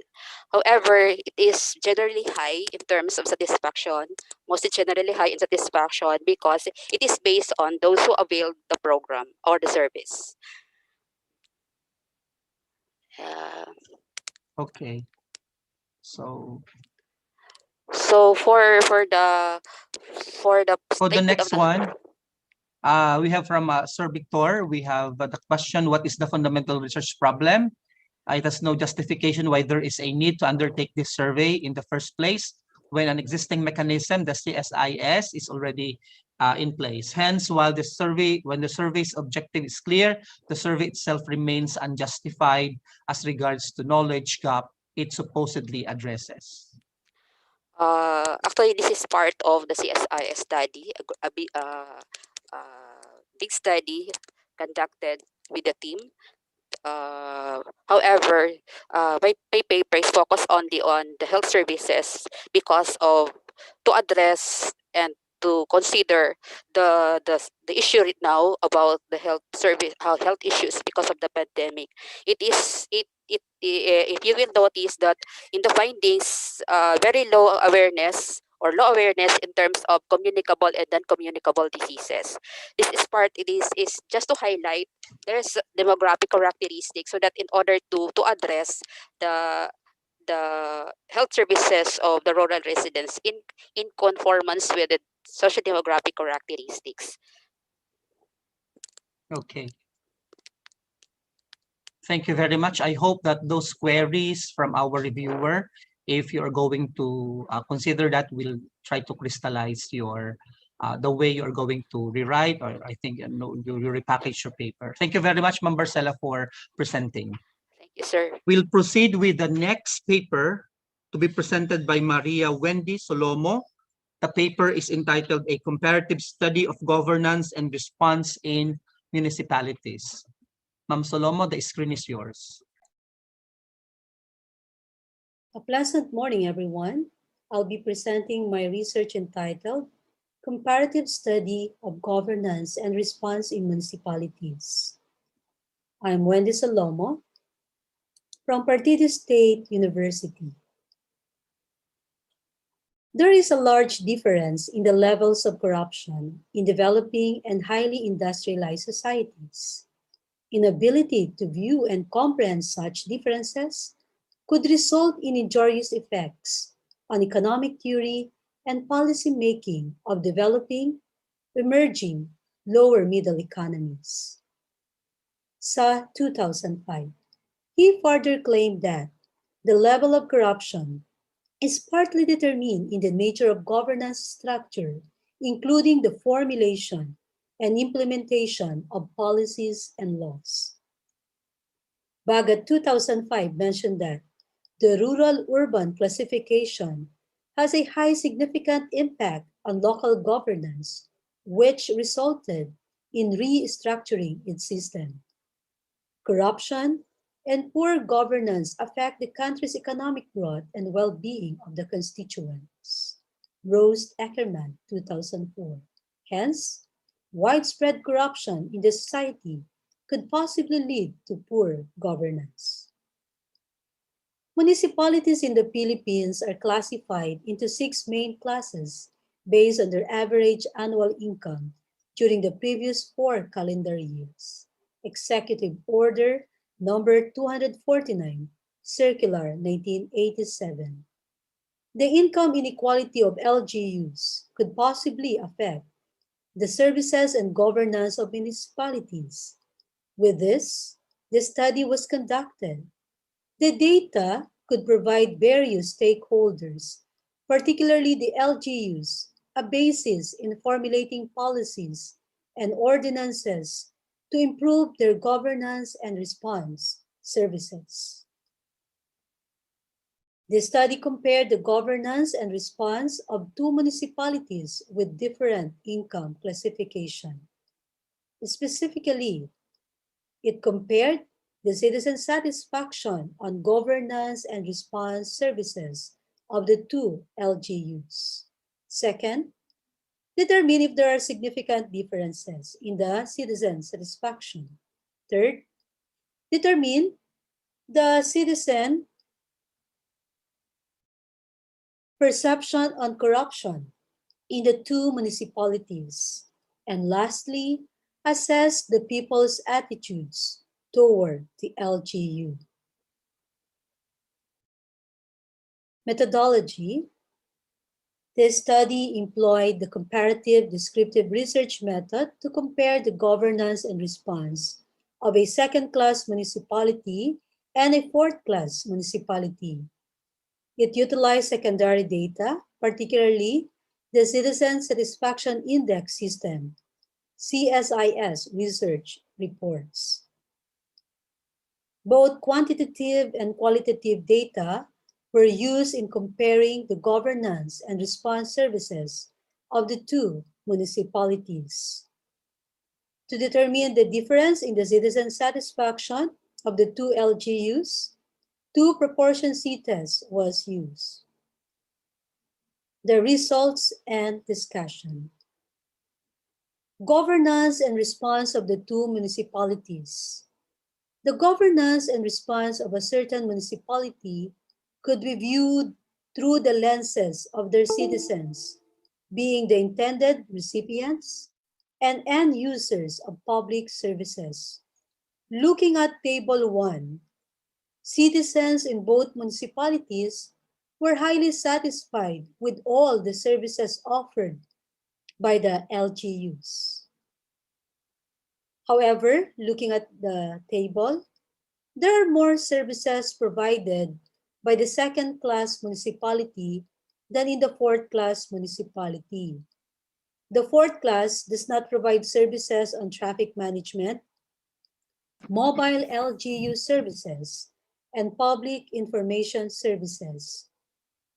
The LGU does not experience severe traffic due to its location. Hence, no services offered under traffic management. In fact, many far-flung areas are unreachable by public vehicles, and some people struggle to travel. Providing mobile LGU services provision of municipal services to barangays for efficient and faster transportation and securing documents and distribution of reliefs in times of pandemic and other natural disasters are big help to those citizens that lack access to transportation. Table 2 revealed that there was no significant difference in the citizen satisfaction. C value equals 1.93, P value equals 0.0536 on the governance and response overall services of the 2 LGUs. Under citizens' perception of corruption in municipalities, you would see in the figure that 21 out of 150 in the fourth class municipality revealed that they encountered practice of municipal or barangay officials that they considered as a form of corruption, and 19 did not report the experience of corruption because they regarded it as a normal practice. And also, they considered their safety. On the other hand, in the fourth class municipality, 11 out of 150 experienced incidents of corruption, and only 2 reported the experience to a government authority because some of them claim that it has been a normal practice and reporting will not solve the problem. Under citizens' general attitudes towards local government units, the citizen respondents had positive attitudes towards the LGU with high adjectival ratings. Majority believe that they can declare their complaints about the local government without fear of their safety. Many citizens consider that presenting their local problems and issues to authorities will bring good to the community. There are people who believe that not all have equal access to services rendered by the local government. The rich and the powerful are given more priority. However, in general, they are also they rated it high, although that is the lowest mark, comparing all the services rendered by the LGU. The resident respondents in both municipalities perceive that their local governments are moving toward the direction of its mission and vision. The citizens were happy, proud, and satisfied with the public services provided by their municipal government. For my recommendation, these are my recommendation. All local government units, regardless of their income, should offer mobile LGU services for efficient and faster transaction in securing documents and distribution to reliefs, financial assistance in times of pandemic, and other natural disaster. There should be a system in reporting and handling complaints and incidents of corruption to protect the identity and ensure the safety of the citizen, such as creation of municipal barangay hotline numbers or a social media page where they could post their complaints issues. And third, promote citizen satisfaction in policy formulation and decision making through forums, referendums, and feedback mechanism. And last, provide incentive recognition to honest, hardworking, and fair public servant to improve public sector performance. Perhaps we could have People Choice Award. These are my references. Thank you very much. Thank you very much, Ma'am Solomo. Are you on screen now? Yes, sir. Okay, so I think you are seeing also the comment from your reviewer, from Professor Victor. Allow me to read it for you. There's a comment. It's actually a comment. Title may be changed to more precise in describing the content of the study. For instance, the word response can be appended with an indication of what is being responded to. For example, response to disaster and risk reduction needs.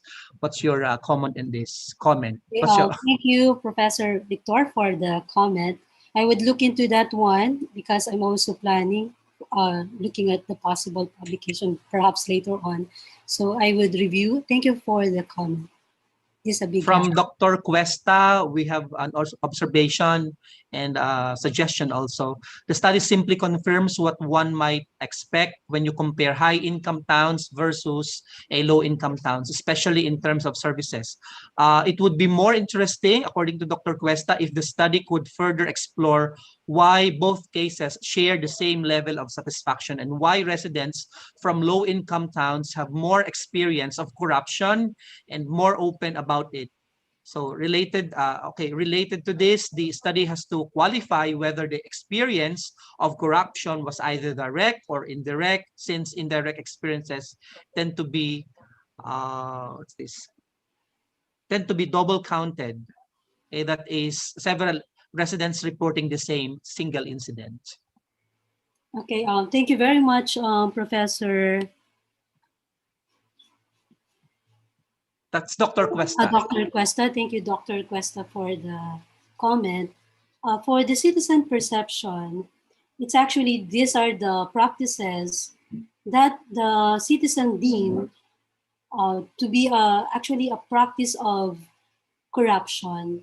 Okay, this is just limited to how the residents viewed something. For example, you're not entertaining one person because you're not giving something in return. So for the citizen, it is already considered as corruption. But with regards to validating it, whether it is indeed a corruption or not, it is beyond the scope of the CSIS. This study is limited to the perception of the citizens whether those practices that they look from their public servants are indeed a form of corruption. Okay, but validation is beyond the scope of the study. However, I like the comment very much because I am really looking forward to improve my article for possible publication, like what I said a while ago. I would be looking into these comments. I am really looking forward for the comments of our panelists because I really want to improve my paper. Thank you very much. Thank you, Professor Victor. Sir, you are muted. Sorry. As I am mentioning, Professor Victor is sending his congratulatory message, and thank you very much for your for your kind presentation, Professor Salomon. Thank you, Professor Milano. Okay, our seventh presenter is Jennifer San Jose. The paper is entitled Implementation of Disaster Risk Reduction and Management of Flood-Prone Areas in Camarines Sur, Basis for Policy Recommendations. The Organizing Committee of CHED-CODGE Regional Conference 2021, headed by the President, Dr. Bernadette G. Gumba, researchers, fellow presenters, and all participants to this regional conference, a pleasant day. Philippines is known as the Ring of Fire due to its geographic location, both at the Typhoon Belt and the Ring of Fire. The country is prone to multiple recurring hazards such as cyclones, floods, earthquakes, and landslides. Every year, there were millions of human beings afflicted with such disasters, and there were billions of people injured and displaced because of the effect of disaster. In 2010, Republic Act number 10121, or the Philippine Disaster Risk Reduction and Management Act, was created to increase the resilience of vulnerable communities and the country against natural disaster and to reduce damage and loss of lives and properties due to disasters. Through the years, the Philippines has adopted various approaches on disaster risk reduction and management. Nonetheless, many would marvel why, despite the efforts of the national and local governments and other organizations in strengthening the disaster risk reduction and management in the Philippines, many are still caught unprepared when actual disasters occur. This study is entitled Implementation of Disaster Risk Reduction and Management of Flood-Prone Areas in Camarines Sur, Basis for Policy Recommendation. The study determined the level of implementation of DRRM programs in flood-prone areas in Camarines Sur for calendar year 2016-2017. Specifically, the study sought to answer the following questions. What is the level of implementation of disaster risk reduction and management programs in most flood-prone areas in Camarines Sur along prevention and mitigation, preparedness, response, and rehabilitation and recovery? To what extent do the programs on DRRM contribute to the safety of the residents in flood-prone municipalities as perceived by these respondents?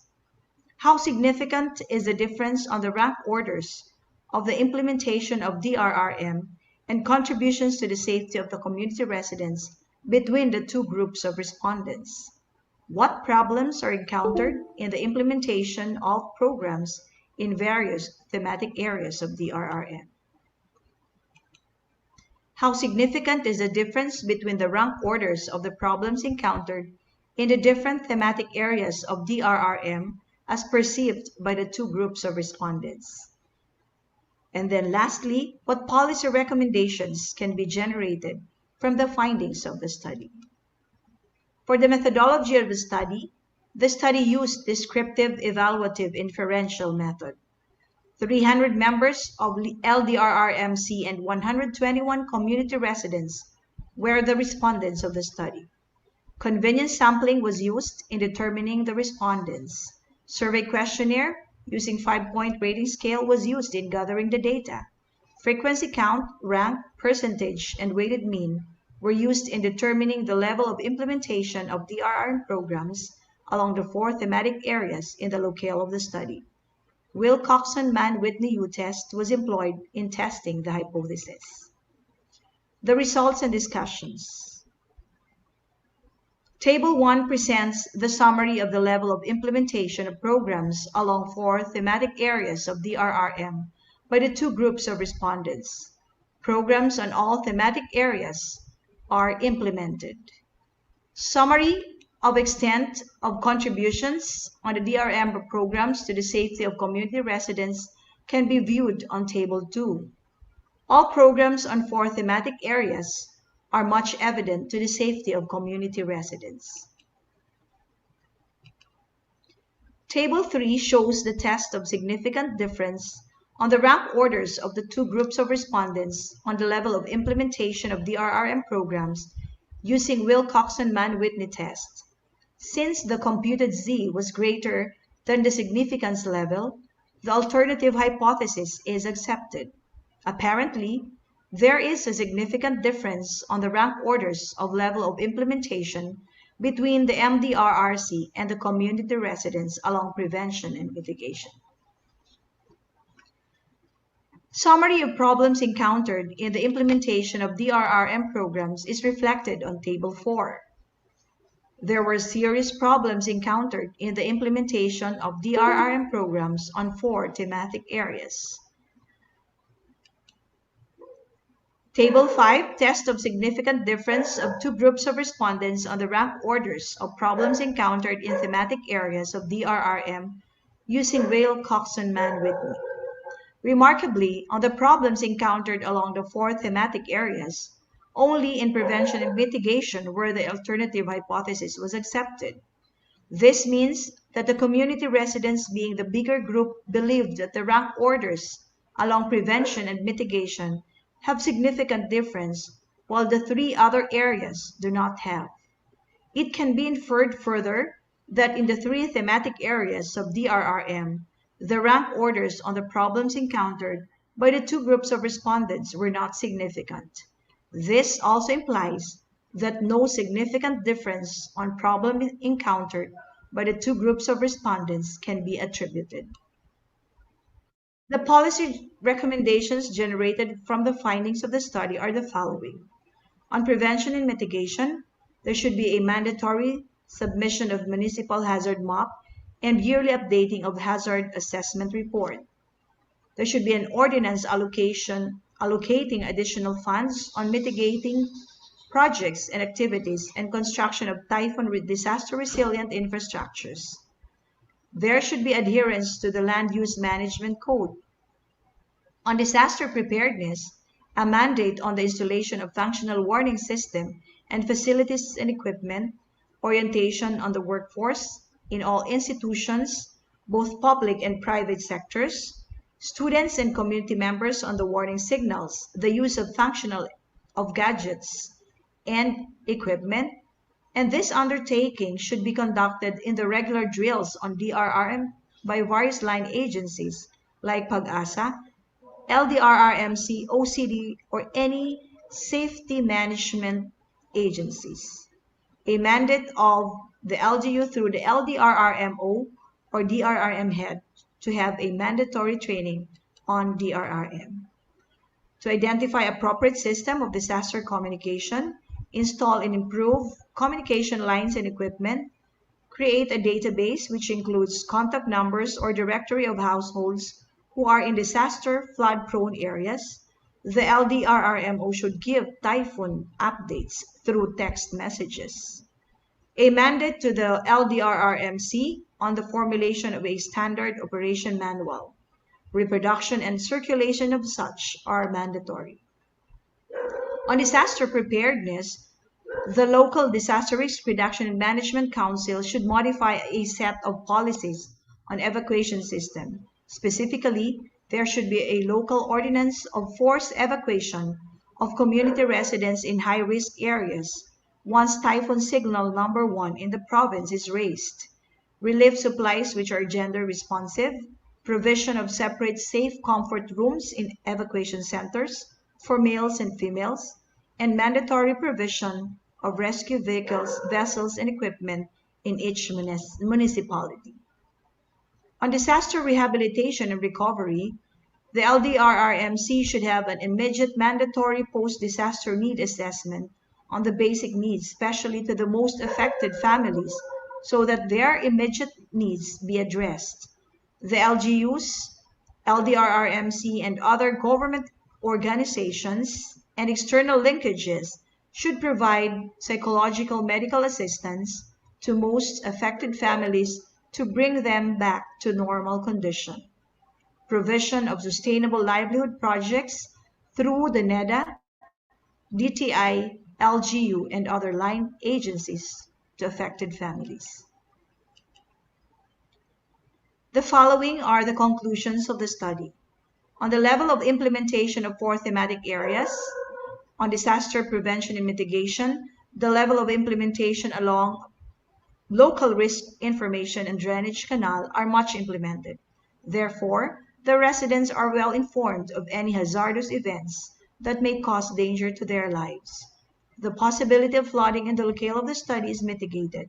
Most of the programs on prevention and mitigations are implemented. On disaster preparedness, community residents and public officials are much prepared to undertake measures in saving lives and properties before any catastrophic events. On disaster response, suspension of classes and work and other programs.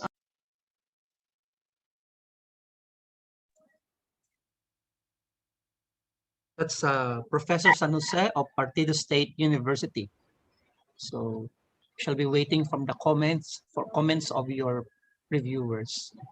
And while waiting, okay, so in the chat box, so we have from Dr. Michael Cuesta an observation suggestion. So, and he said, I'm not sure if analysis via statistical comparison of means is readily applicable or sufficient when the data was obtained from non-random respondents.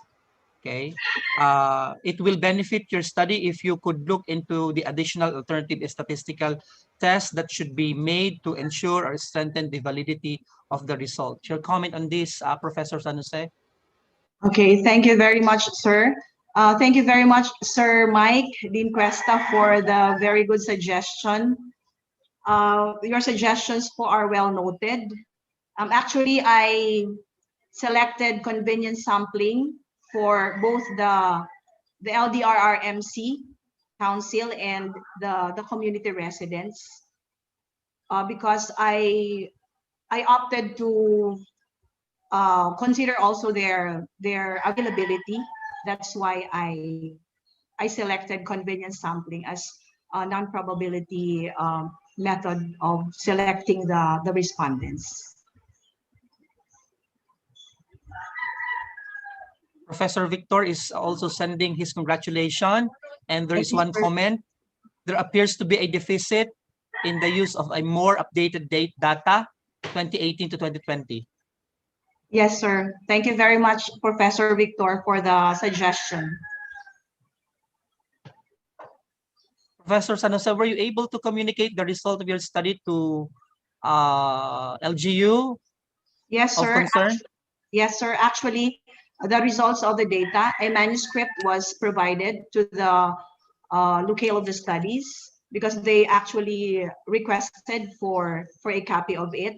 And the findings, of course, and the recommendations, especially the policies, were the basis for strengthening the disaster risk reduction and management programs in the different locale of the studies.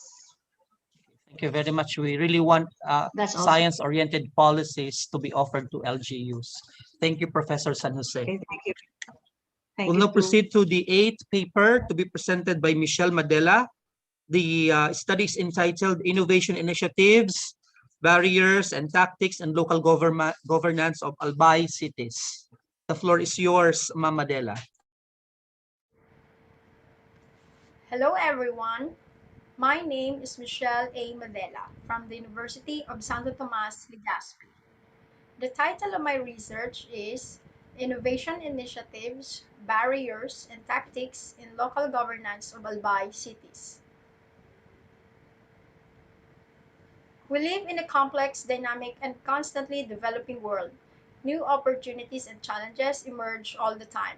Luckily, human beings have a fantastic ability to adapt and find new solutions in new situations, and they are to be innovative. An organization's ability to innovate is recognized as a key factor for sustained growth, economic viability, increased well-being, and the development of society. Governments play an important role in the creation and delivery of innovative ideas. Local governance serves as a tool in the delivery of policies, programs, and services. The present study is an attempt to determine the innovation initiatives, barriers to innovation, and tactics that were undertaken to overcome innovation but barriers along the 7 priority areas. And they are agriculture, education, health, disaster resilience, infrastructure, governance, and digital economy. The objectives of the study are the following. Number 1, to determine the innovation initiatives of Albay cities along sustainable agriculture, education, health, disaster resilience, infrastructure, governance, and digital economy. Second, to identify the barriers to innovation encountered by Albay cities along sustainable agriculture, education, health, disaster resilience, infrastructure, governance, and digital economy.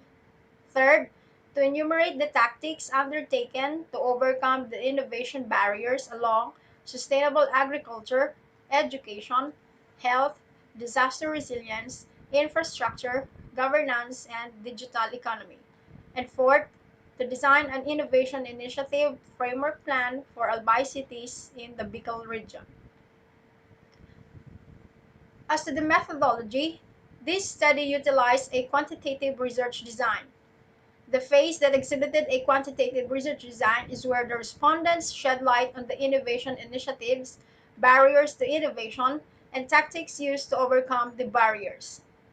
The respondents of the study are the following: the 3 city mayors, and under education, the school's division superintendent and licensed teacher; under health, the city health officer and an NGO representative member of local health board; under digital economy, city planning and development coordinator and biggest taxpayer; under sustainable agriculture, the city agriculturist and a registered farmer; under governance, the city administrator and senior citizens; under disaster resilience, the head of the DRRMO and an NGO active in disaster response; and under infrastructure, the city engineer and an NGO representative of the city local development council, for a total of 45 respondents. This study used one research instrument, and that is a survey questionnaire, to attain its objectives. It is comprised of 3 parts. The first part gathered information from the respondents regarding the innovation initiatives of Albay cities along the 7 areas. It utilized a descriptive rating on a 5-point Likert scale. Part 2 gathered information from the respondents regarding the barriers to innovation along the 7 priority areas. in like manner that it utilized a descriptive rating on a 5-point Likert scale. Part 3 elicited from respondents the tactics that were undertaken to overcome the barriers along the priority areas. It utilized a descriptive rating on a 3-point Likert scale.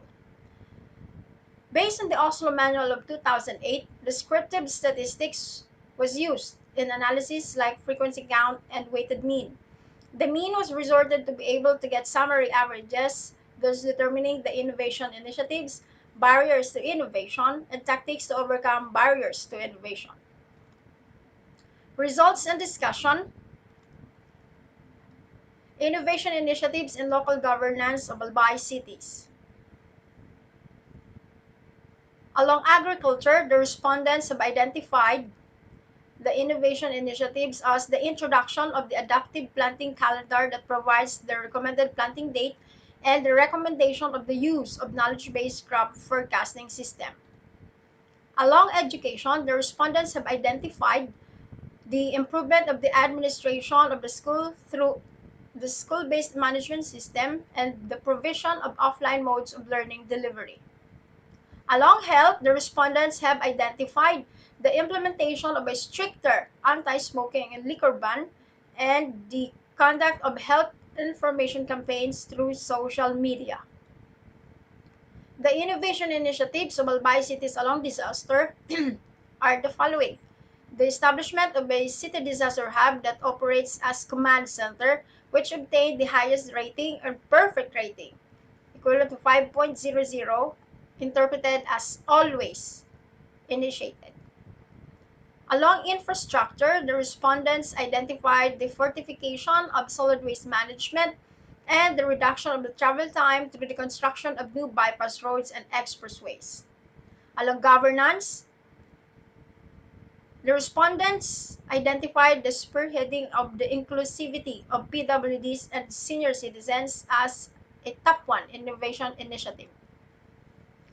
Along digital economy, 3 indicators receive a perfect rating, and they are the computerization of the assessment of fees, taxes, and charges, the establishment of Business One-Stop Shop, and the reduction of the requirements and processing time of all city government transactions.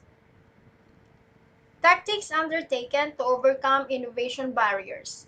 Along agriculture, the respondents have identified the alignment of policies towards innovation, and under education, the same indicator received the highest rating, which is the alignment of policies towards innovation, with the addition of the stimulation of innovation literacy and skills development for workforce and entrepreneurs. Under health and disaster resilience and infrastructure, the 3 areas identified the intensification of innovation governance, facilitation of consultation with stakeholders to elicit innovative ideas, and the spearheading of a demonstration project to convince or persuade stakeholders to accept innovation. Under governance, the tactics that were identified to be very effective are finding of resources such as financial support and relevant skills to implement the innovation initiatives and intensification of innovation governance. Under digital economy, the respondents identified the acceleration of innovation alliance with stakeholders uh, recognized as very effective tactic. The overall rating with regard to the tactics undertaken to overcome innovation barriers is 2.56, which is equivalent to a very effective implementation of the tactic. Conclusion. Innovation initiatives along agriculture, education, health, disaster resilience, infrastructure, governance, and digital economy are present in the local governance of Albay cities. Albay cities have encountered barriers to innovation along the 7 areas, namely agriculture, education, health, disaster resilience, infrastructure, governance, and digital economy. The third conclusion is Albay cities have employed tactics in overcoming the barriers to innovation along the 7 areas. And the fourth one is that innovation framework is needed in the local governance of Albay cities. As to the recommendations, Albay cities should continuously introduce innovation initiatives in the areas of agriculture, education, health, disaster resilience, infrastructure, governance, and digital economy. Number two, the barriers to innovation should be addressed accordingly. Number three, the tactics undertaken to overcome the innovation barriers must be institutionalized and incorporated in the local governance of Albay cities. And number four, innovation initiatives along the priority areas play a significant role in local governance of Albay cities. However, the cities have encountered barriers to innovation. In an effort to combat or overcome the barriers, the cities have employed several tactics along the 7 areas. What does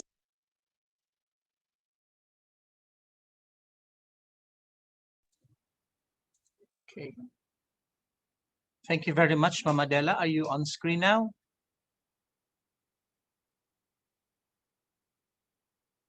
Mama Dela? Because we have one question from your reviewer.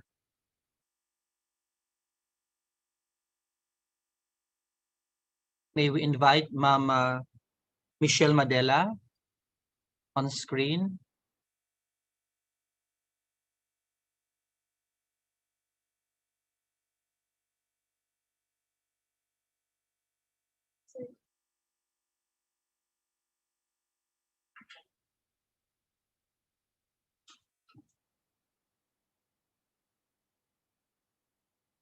May I be given a signal if Ma'am Michelle Madela is with us in this virtual room? If she is not around, I think we can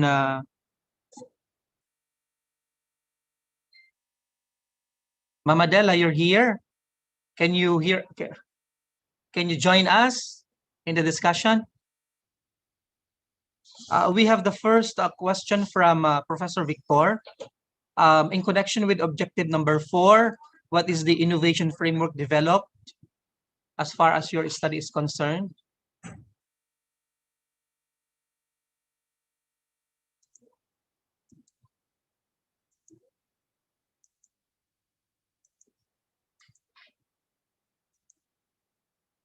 Sir, can you hear me?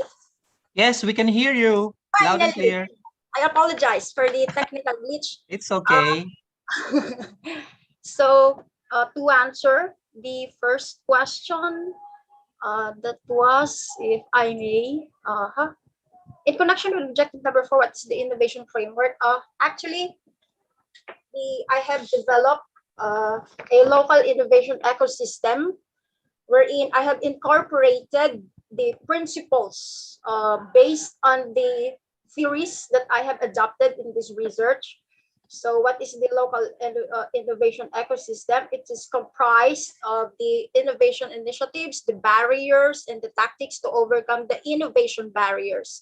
Now, if this local innovation ecosystem will be developed primarily because of the 4 principles, if I may enumerate them, they are: number 1, the innovation principle; number 2, public participation principle; number 3, the sharing of best practices principle; and number 4, the local governance principle. So if these principles are all incorporated, it will create a local innovation ecosystem.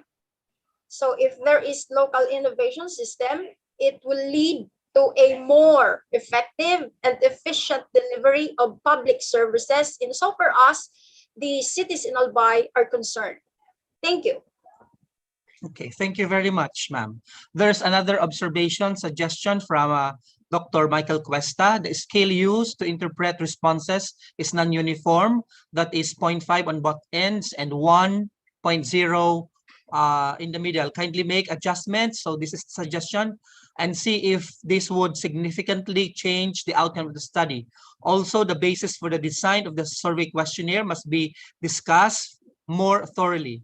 Otherwise, it would be more restrictive and prescriptive, especially when you are talking about innovation.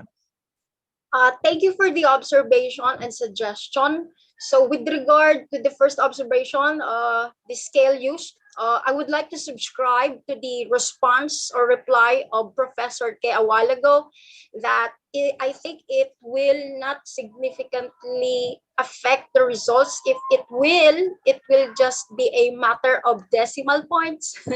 If I'm not mistaken with the response of Sir K. As to the adjustments, yes. The basis for the design of the survey questionnaire must be discussed. Yes, noted. Thank you for that. Okay. Thank you. Yes. I think the sentiment of the reviewer, actually that's also some of my observation in some papers that I am reviewing before, that Yes. there is a non-uniform graduation on the mean ranges given. But for as long as the researcher is justified, so be it. But in case, I think that has to be visited also in some cases or in some studies. Thank you very much, Professor Madela, for your presentation. We'll now proceed with the ninth presentation for this cluster. The presenter is Janor Buelas, and the study is entitled The Level of Response of the Province of Sorsogon to COVID-19 Pandemic.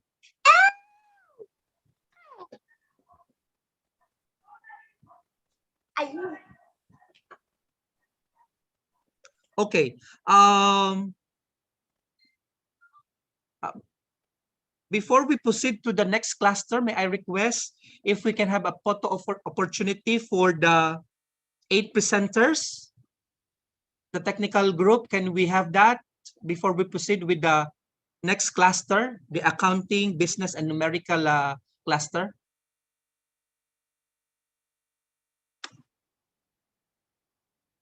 If that's okay with you, may we request for all the presenters of the first cluster, the social science and public administration cluster, to open their camera for the photo opportunity.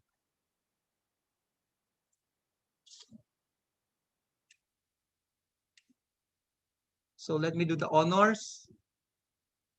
Okay. Please open your camera if you are available. Okay. Give your best shot. One more.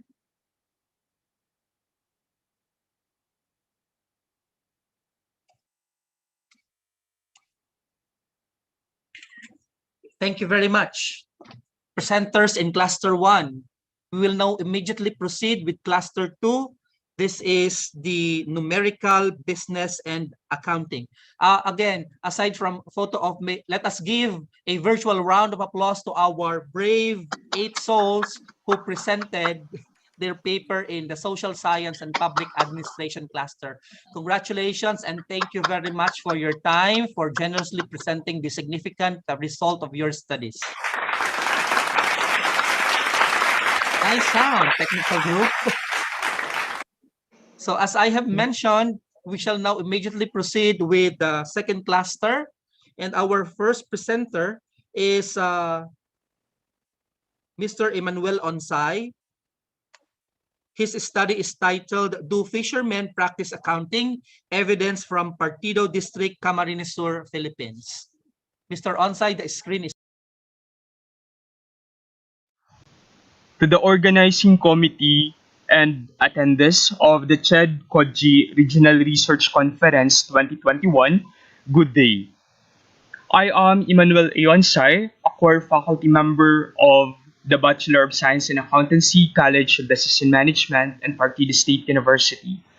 Together with 3 accountants, we have conducted a research titled, Do Fishermen Practice Accounting? Evidence from Partido District, Camarines Sur, Philippines.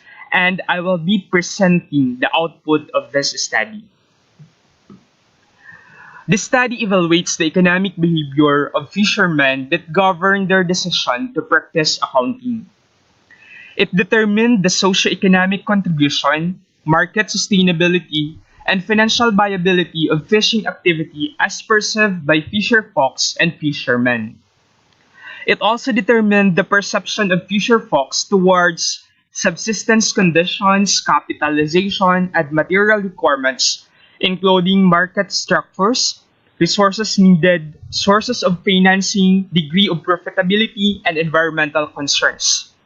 It also analyzed the record-keeping practices of the respondents, and it has been found out that most of the respondents are earning below the average poverty threshold.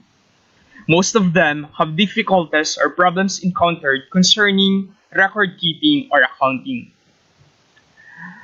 The economic behavior, as represented by their perception, governs their decision to practice accounting. Regarding their level of willingness to participate in accounting and blue economy enhancement programs that could be developed in Eastern Partido, they are very much willing.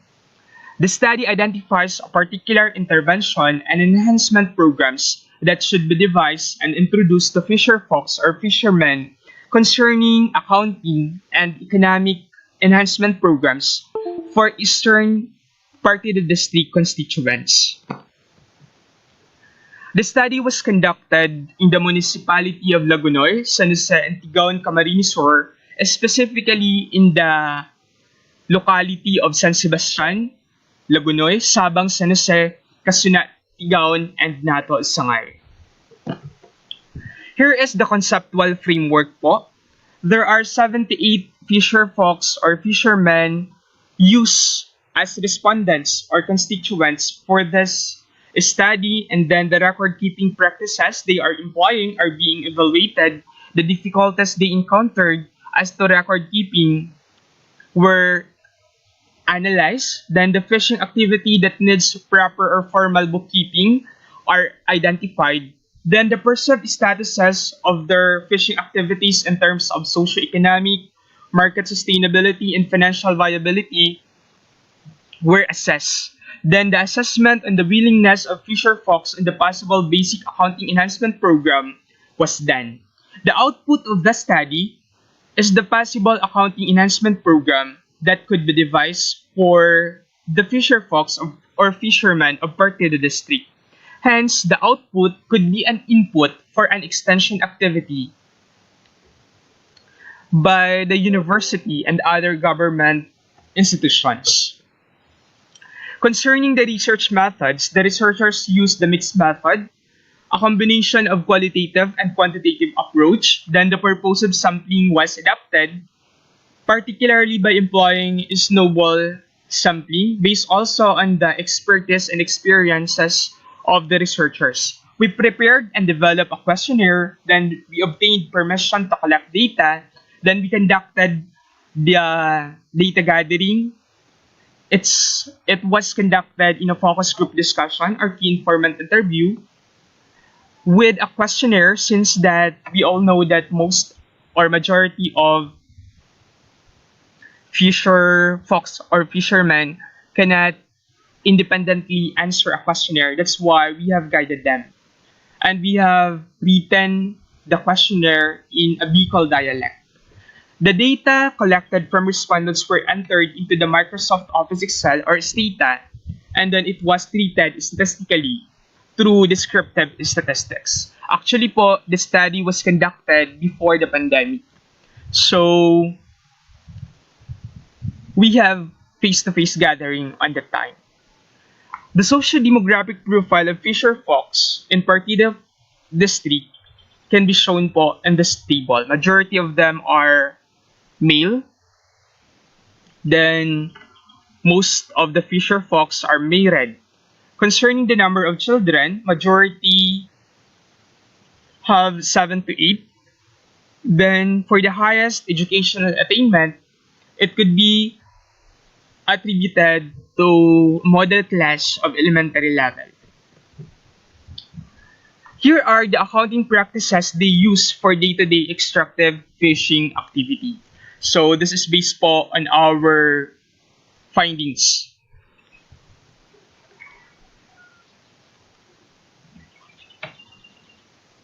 They monitor cash inflows and cash outflows. They record expenses incurred during the day, and they are recording revenues earned during the day as well. So I highlighted here with green the practices they are applying sometimes. In black, the practices that they never use or utilize because they don't have enough knowledge on how to do it. In red, they seldom use it. They seldom practice this. And then in violet, they are doing this daily. So as you can see po, fisher folks or fishermen in Partido District are monitoring cash inflows, recording expenses and revenues, issuing receipts or documents as well, keeping invoices or vouchers and receipts, and computing daily income derived from fishing. So they don't have a knowledge concerning investing, financing activities. They do not employ manual or mechanical record keeping since they have limited resources. They do not know cash basis and accrual basis of accounting. So we have identified that these concerns should be introduced to the fisher folks or fishermen of Partido District.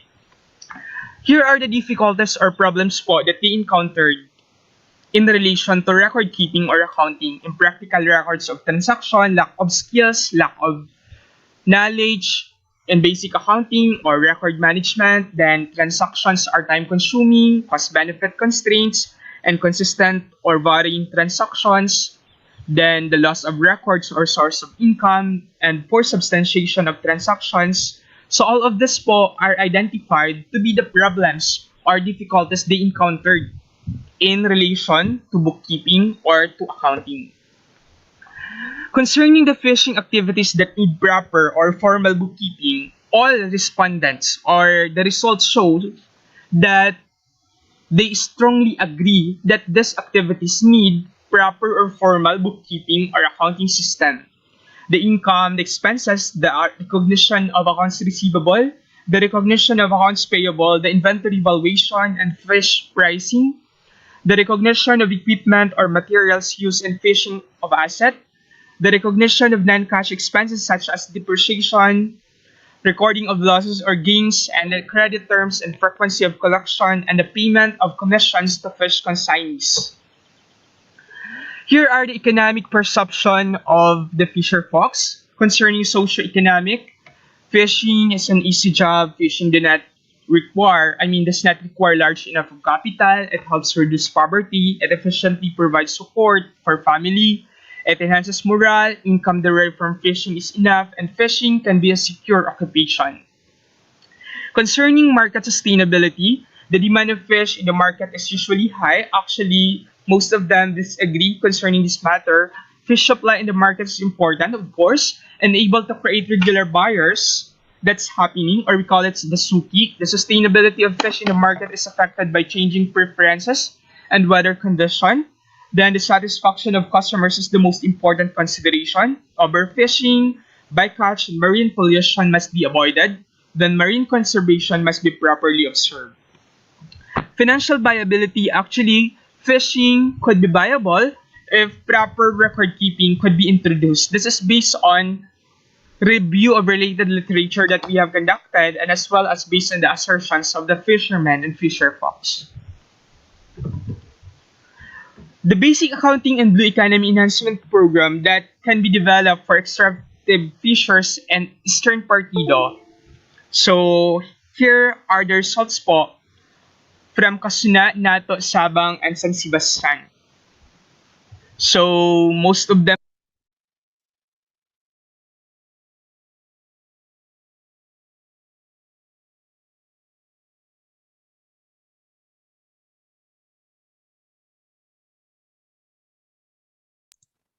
Okay. Okay, thank you very much, Sir Emmanuel Ansay, for that kind presentation. So, who said that fishermen are not doing accounting? So, accounting uh, is not specifically for accountants only. So, our fisher folks are also practicing that. But let's hear the comments and the observations from your reviewer. By the way, for this cluster, we have Dr. Marlene L. Tejada and Dr. Michael Cuesta as your reviewer.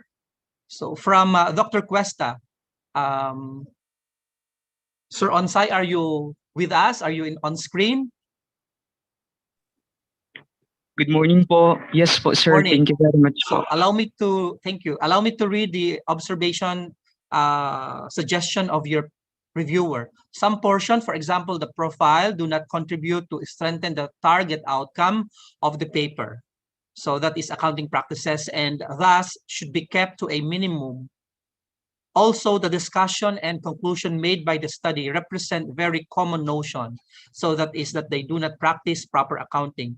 With that with the amount of data that the study laid out, one would expect that it should be able to present the issue at a different light or offer a fresh perspective. Perhaps the author could look into this to help improve the paper's originality. Your comment, Sir Onsai? Good morning, everyone po. Actually po, the research was conducted because since that the BSA program in Partida State University lies within rural areas, we are trying to introduce or to inculcate our constituents and stakeholders with the values po of accounting. The result po suggests that fishermen practice accounting po, although they just satisfy the first phase and second phase of the accounting. Fishermen from Partida District po do the recording and classifying phase of accounting. So if you are going to answer po the title, do fishermen practice accounting? The answer po is yes, even before the commencement of research and even more so today, since that this study po was used as an input in devising extension program which was already approved and being conducted as of this moment. Thank you very much po. Thank you, Mr. Onsai. On screen, we have also Dr. Tejada. Would you like to address your question live?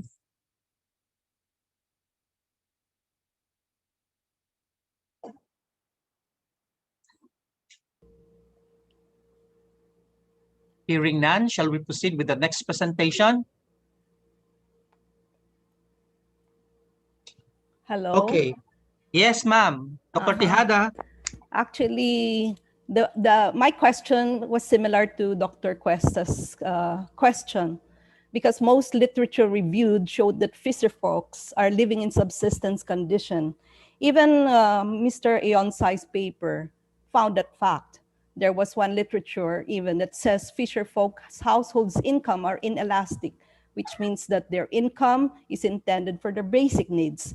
So from their own situation, no? Analyzing their own situation, their own conditions, the fisher folks' conditions, we would see that that's not accounting is not most relevant for them. So I'm just wondering why I just understood now, no, that they're coming from the business sector and they're coming from accountancy, and that's why they pursued for these fisher folks to still have training on accounting. But as far as research is concerned, there must be a strong link between the arguments, the data, and the findings of the study.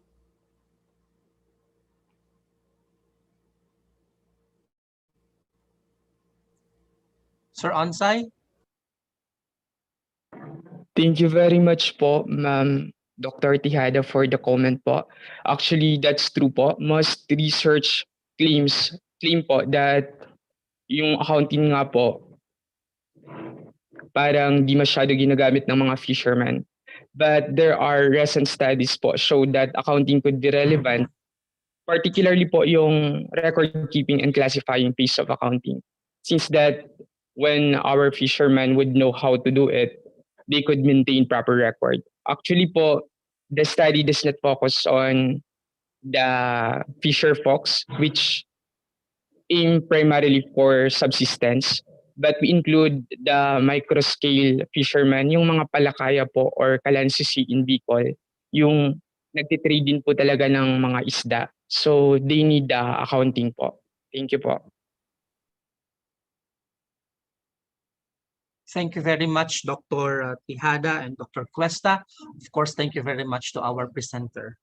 We shall now present the the second paper, and it will be presented by Mr. Vicente Abutilia. The title of the study is Market-Driven Strategies of Review Centers in Camarines Sur. The screen is yours, Mr. Abutilia. Good morning, everyone. I am Vince Agutilia of Camarines Sur Polytechnic College's Tambuak, Camarines Sur. Allow me to present my study entitled Marketing Strategies and Service Quality of the Review Centers in Camarines Sur, Client's Perspective. According to CHED Memorandum Order Number 49 Series of 2006, a review center is defined as a center that is operated by an entity pursuant to rules to offer services to public for a fee or for free to refresh, enhance the knowledge, competencies, and skills of these students obtained in a formal school setting. However, it cannot be denied that not all graduates are confident to take their respective licensure examinations. More so, or usually, student graduates would look for a dependable review center that would somehow increases their chances of passing the examinations. The review center industry in the Philippines and for Camarines Sur proliferates because of its high demand. However, amidst the success of these review centers, they also face as rough challenges such as the unstable number of enrollees because of the varying preferences and the stiff competition in the marketplace. In order to ensure certainty, the researcher posited emphasis on marketing strategies and service quality be given thorough considerations and enhancement. Specifically, these studies sought answers to the following questions. Number one, what are the marketing strategies of the review centers in Camarines Sur? Number two, what are the perceived factors that are significantly associated with marketing strategies? Number three, what is the level of service quality provided by the review centers in Camarines Sur? And lastly, what action plan can be recommended to address the issues of the marketing strategies of the review center? The study adopted a quantitative and qualitative method, where quantitative method was used to describe the marketing strategies, the factors, and the level of service quality of the review centers. For qualitative method, FGD and KII were administered to generate reviewers' perceptions and as well as to reinforce the study findings. The study population was consisted of 150 reviewees enrolled in the three identified review centers in Camarines Sur, and snowball sampling was also being administered. The researcher made use of a self-made questionnaire to draw accurate responses. So this self-made questionnaire was validated by expert. The conduct of pre-testing was done, and SPSS was used to analyze the results. Weighted mean and standard deviations were used to quantify the data of the marketing strategies, the factors, and the level of service quality, as long as the 5-point Likert scale was also being adopted. To answer SOP number 1 along marketing strategies, results revealed that review centers in Camarines Sur are more into price strategy and less of a promotion strategy. So this would only tell us that price strategy is an important component of a sound marketing approach.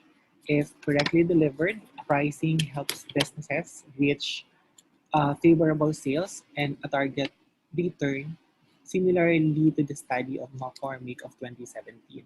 However, review center management also agrees or believes that giving of free sample lecture is an effective manner for promoting the review center services, but the main concern of this review center management is the complex process of planning, the promoting, and the measuring of ROI. Or more so, review center management would like to know how much money would the company get out of this activity. To improve the review center's promotion strategy, they must be willing to adapt challenges or changes in their operations. Basically, review center must maximize the use of online platform and promote their product and services on a bigger audiences and develop an encouraging long-term relationship based on trust. Review center management must strengthen their advertising placement to provide value to their client. It is through content and excellent offering that the review centers can gain a competitive advantage over the other. Along SOP number 2 on factors associated with marketing strategies, results revealed that economic factors is ranked first and the list is technological factors. So this would only mean that the review centers are primarily affected by economic factors, meaning the spending capacity of the reviewees and the competitiveness of this review center to seek traffic are greatly associated with marketing strategies because payment scheme literally attracts enrollees or reviewees to enroll in the review center. On the other hand, technological factors are less associated over marketing strategies for the reasons that the students or the reviewees are more into the quality of the review program rather than on the superficials ng technologies that these review centers have. So it is then recommended that the management must intensify their competitive analysis to align their marketing platforms with their strategies to meet and exceed company's goal. Review Center must develop new services that may aid the business in running it well, and building alliances will be a great move for the Review Center management to position their brand. To answer SOP number 3, the it was then revealed that responsiveness got the highest score and tangibility got the least. So basically po, to be successful in the business process, review center should apply strategies for extending the time of review with the intention of providing greater opportunities for the reviewees or students to learn and be prepared in their examination. So this is why responsiveness got the highest item score. However, Review Center also must consider the benefit of creating a better venue or appearance of their rooms because having a good facilities is an essential element that would somehow affect the learning progress, the sense of belonging, the trust, and the encouragement that helps reviewers succeed in the examinations. So that is why tangibility got the low score. It is then recommended that the review center management must run through a high level of service quality by providing reviewees with an exceptional service in their review preparations. Basically, asking and acting on feedback, addressing issues and complaints quickly, and consistently being accessible and accountable are some of the strategies that may brace the review center's operations. Review center management must also maximize their productivity by developing a competitive review program, implementing a good marketing plan, and having an excellent service pack at a competitive fees for the reviewees. So as a response to the findings of the study, an action plan was created to articulate how these review centers in Camarines Sur would have a clear understanding of the target market and the best strategies to improve the present offering. So the action plan presented is composed of strategies, objectives, specific tasks, key persons, resource allocations, and even the time durations. So to address these results in the improvement of the marketing strategy, it is then recommended that for product strategy, management must revisit and evaluate their existing program and check updated scope of examinations to basically identify and know the discrepancy and to address the requirement for the said examination. For pricing strategy, management also should develop an incentivized program like promotional items, price reductions, and even loyalty program to basically entice enrollees to enroll in the review centers. For place strategy, provision for parking space must be adopted to accommodate those students with service with them.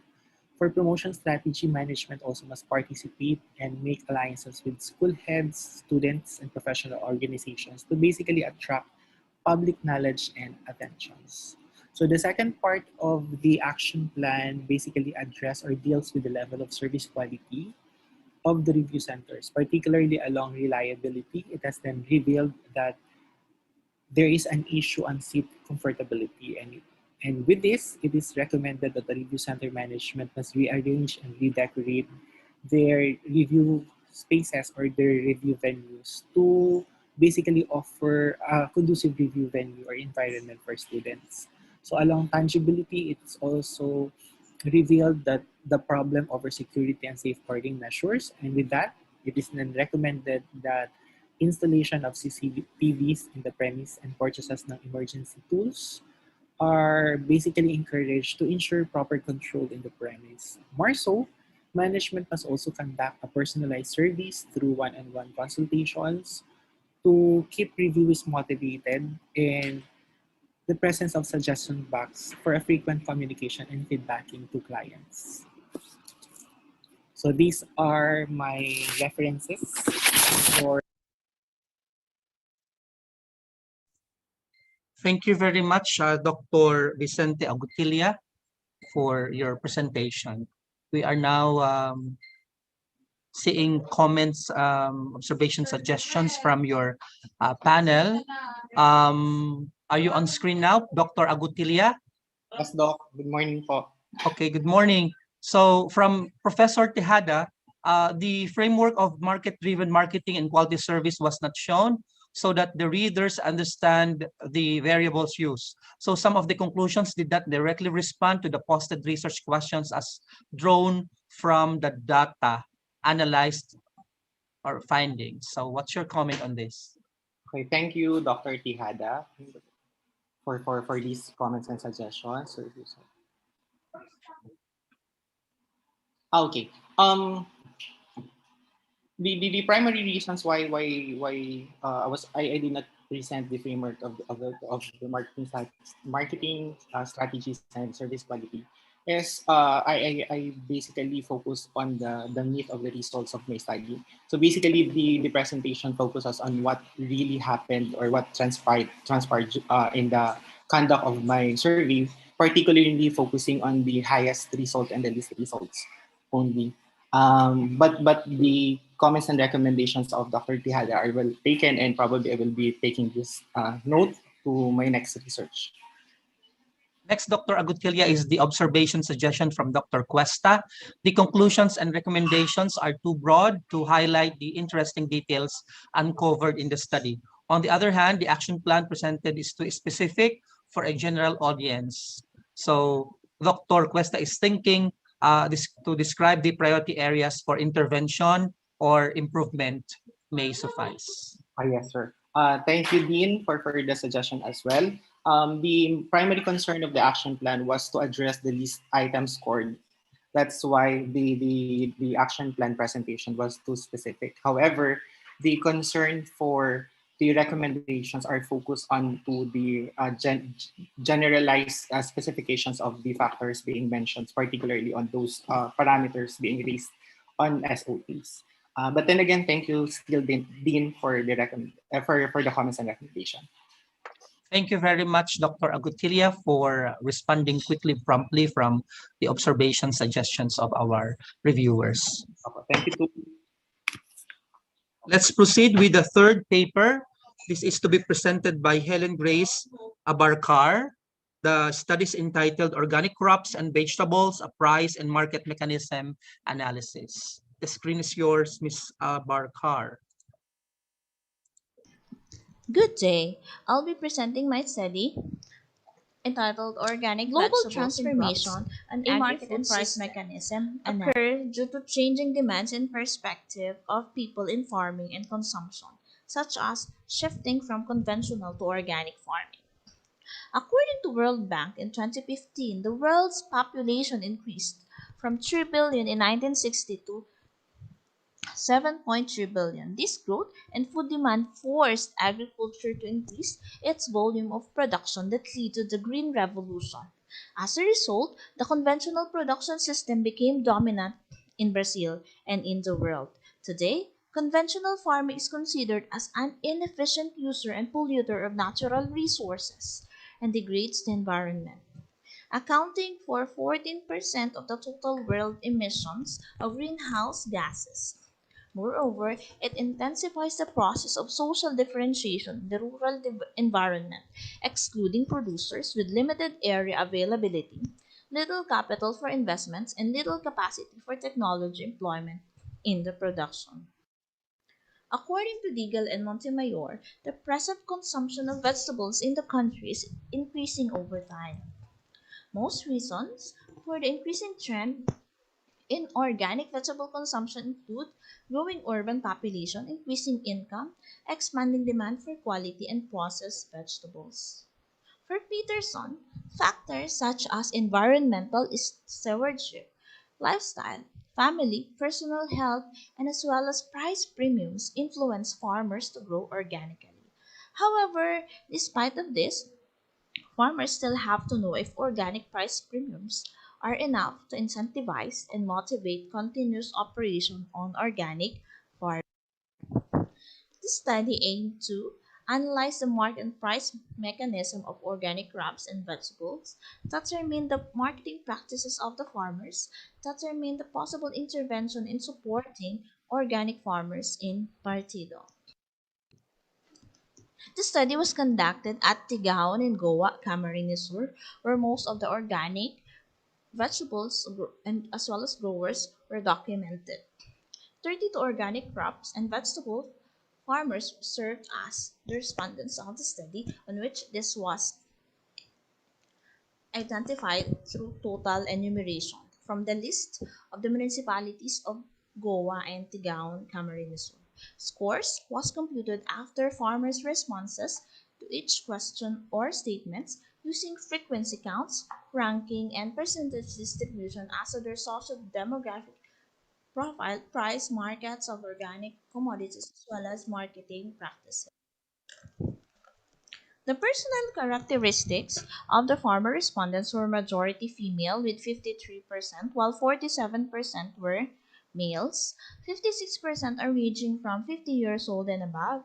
Majority were farmer owner of the land on which they till, with 84%, and 6% were CARP beneficiaries. Majority of the respondents were small-scale farmers and a member of an association, organization, or cooperative, and served farming as their primary livelihood for the purpose of selling and others for personal consumption. Most of the seeds they used were outsourced from Masipag from their respective organization, LGUDA, and some were bought in an accredited store wherein they used an open pollinated variety. In terms of market, 6%, 63% of the farmers place their organically produced commodities in the association, such as GAPA and Tapat store. 25% sold their organically produced vegetables and crops to assembler wholesaler, and 12% to other cooperatives. Quality and certification of organic vegetables and crops are factors that affects their sales. Prices normally depend on the volume, quality of produce supplied, and existing price in the market. To those farmers who place their organically produced vegetables and crops to their respective organizations, such as in Tapat store, prices were published by the head of organization with 5 to 10 pesos markup price from its prevailing price. Other farmers who sold to assembler wholesaler and other cooperatives, prices of the commodities were based on the existing price in the market. However, some farmers also place their organically produced vegetables in GAPA. This is an association of farmers in Goa where also some conventionally produced vegetables were placed and sold. Thus, it can't distinguish from organically produced vegetables and crops. As to other utilities, farmers uses prepaid load for phone calls, which were used during transactions. Others uses internet, such as and Facebook application, and updating, posting, and publishing their harvested organically produced vegetables.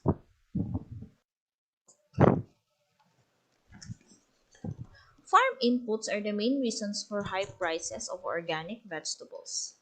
The mere fact that producing vegetables organically takes longer time and much effort as compared to conventional farming. However, due to the increasing demand and awareness of consumers to organically produce vegetables with its benefits, the reason why farmers started engaging in organic farming.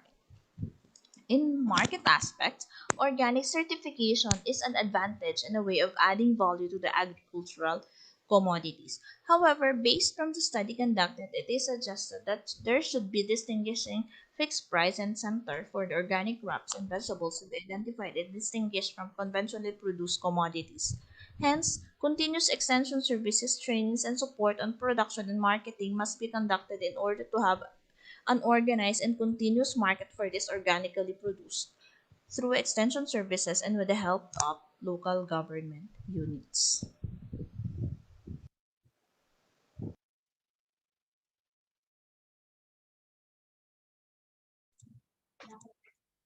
Thank you very much, Professor Abarkar. We are now inviting your reviewers to pause their comment or suggestion or question, or they can ask live question. By the way, is Professor Abarkar on screen? Is she with us? I hope. Ma'am Abarkar?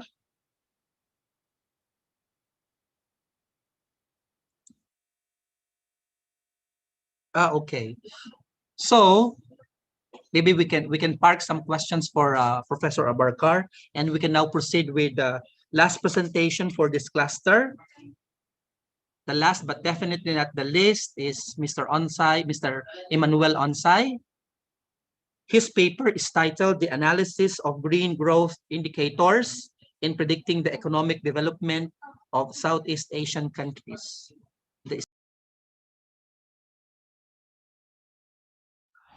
To the organizing committee and attendees of CHED-CODGE Regional Research Conference 2021, good day.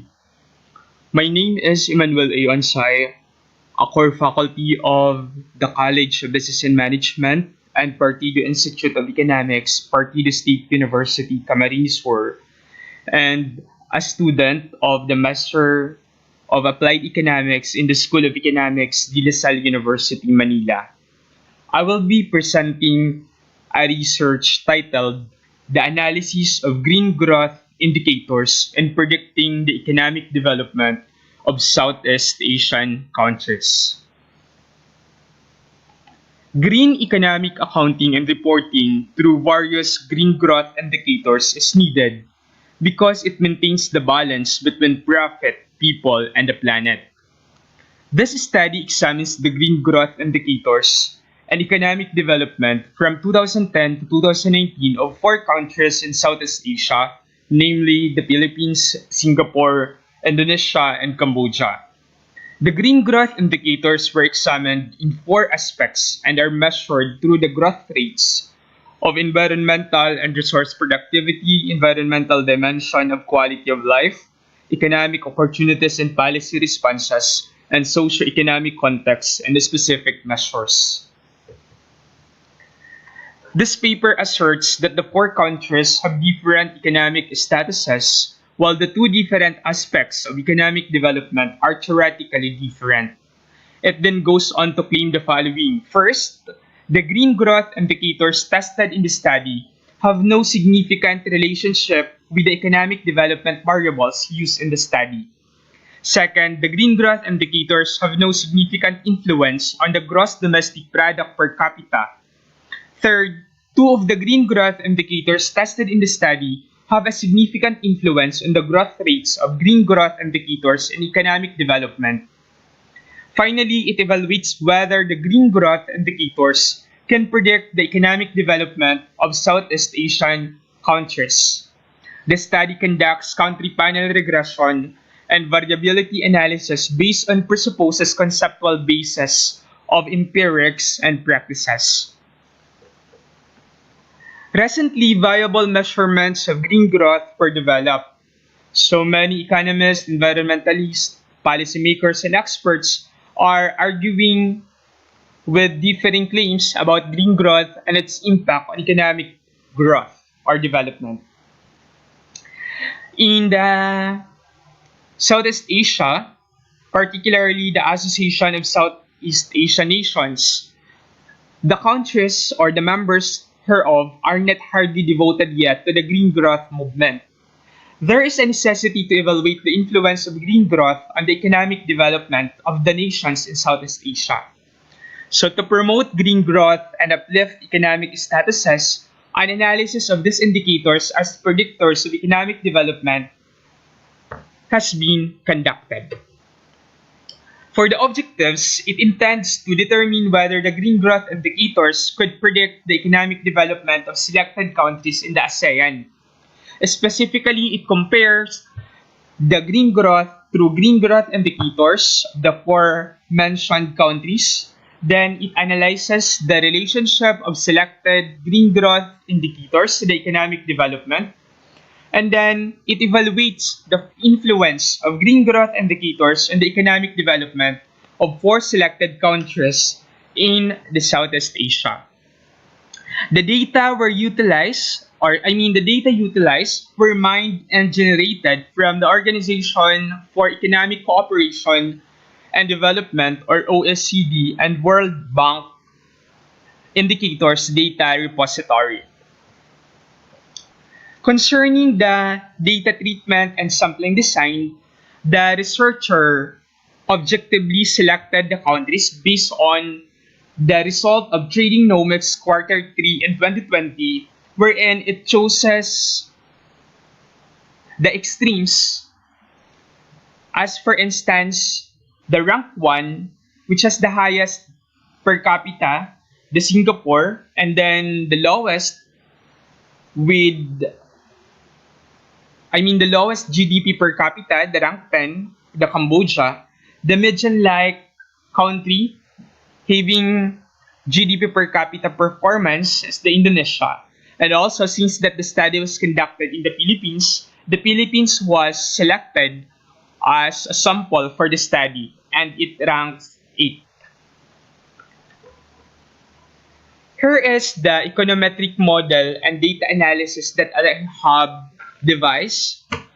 There are two models. The first one is the Model 1, and then the other one is Model 2. For the Model 1, we have the growth rate of GDP per capita. And then, as you can see po, there are 4 independent variables used in the study. The first one, we have the environmental resource productivity, the environmental dimension of quality of life, the economic opportunities and policy responses, and the socio-economic context. For Model 2, we have the growth rate of GNR, or Gross National Income per capita, and it also incorporates the same independent variable used in the Model 1. Now, let's discuss the result of the study for the economic development. So, here is the graph or the figure showing the growth rates of gross domestic product per capita of 4 ASEAN countries. Singapore, which has the highest nominal GDP and GDP per capita, reflects a lower path of growth rate due to base effects, since that they already achieve higher bases, thus changes are immaterial. Cambodia, which has the least nominal GDP and GDP per capita among ASEAN neighbors, reflects an almost stable growth rate of GDP per capita.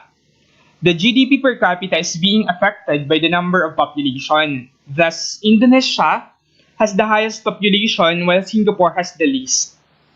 The Philippines and Indonesia are almost at par, but the latter has greater GDP per capita than the former. The trend of the growth rate of the latter is declining. It is quite observable in the graph.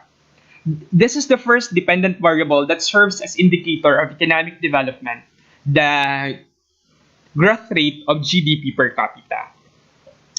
Concerning the growth rates of gross national income per capita, Indonesia has significant declines. So as you can see po, there is a decline in its GNI per capita growth rates. Although the GNI is increasing, the population of Indonesia is booming. Thus, it compensates for the corresponding increase of a greater denominator of an economic variable. Moreover, the Philippines and Cambodia are almost stable, with a slightly increasing trend of growth rate as developing countries. The GNI per capita growth rate is the second utilized variable of economic development.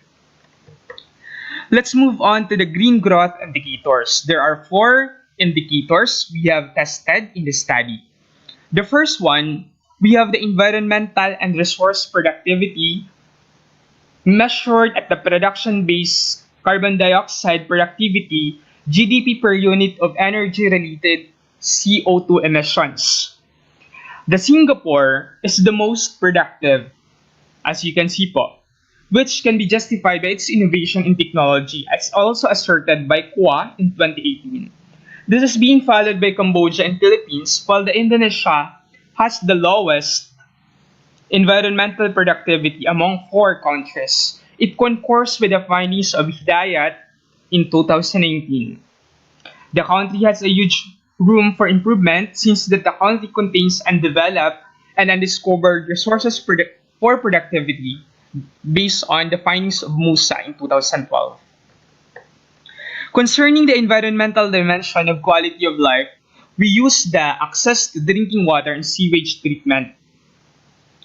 Total population in Singapore has access to drinking water and sewage treatment, while in Cambodia, majority of its population or people have no access to drinking water and sewage treatment. This is justified by the findings also of Nguyen in 2010 and Hipster in 2016. Now, we have the economic opportunities and policy responses. While businesses are established primarily to earn profit in particular, they must also promote the welfare of people and health of the planet in general. So it is quite observable that concerning this measure, the Singapore has the highest performance.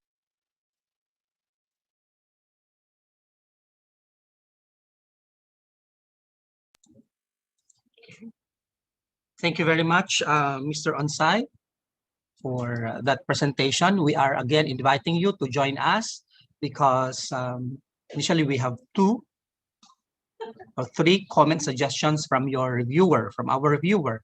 So allow me to read. The first one is from Dr. Tejada. So it is commendable that Mr. Onsai attempts to address a very relevant study, explored relevant literatures, and used appropriate methodology and statistical technique. However, I'm wondering why the author used OECD framework rather than the Green Growth Indicator for Asia Pacific countries or the Green Growth Index, where both metrics are in line with the SDGs that the sampled countries pursue. Mr. Onsai? Thank you very much po, Sir and Dr. Tihada for the comment po. Actually po, I am anticipating that you will ask that. I prefer po the OECD framework primarily because the topic po which was given to us by our professor in LaSalle pertains to globalization. So since that the concern po is for globalization, I am considering the broad aspect of the economy po or the borderless economics po. Aside from that, when I look at po for the Asia Pacific countries or the Green Growth Index being followed or applied by the sampled countries po, some data are scarce po. So maraming data po yung nawawala. So I guess that would influence the result of the study. So I preferred po to use the data from the OECD framework and apply the OECD framework as well. I hope it answers your question po, Doc. The additional comment or maybe a suggestion is that from Dr. Tejada, I found the statistical analysis to be misleading because stat results showed non-significant results. It is all right to conclude that there is no significant difference in the conventional growth variables versus the green growth variables. I suggest that the analysis be focused on this. What does this tell us given the characteristics of the green growth variables and countries' current conditions? Sir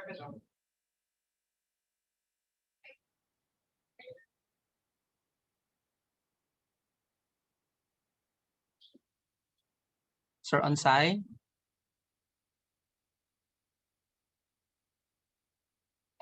Well, while Mr. Ansai is connecting now, I am now given a concrete example of how green accounting or environmental accounting Hello po, sir. is. Can you Yes, hear me sir, po? you're here. There's also another query from Dr. Tihada about stat of your study. She said she found that statistical analysis to be misleading because the stat results showed Hello non-significant po? results. Sir, are you hearing us?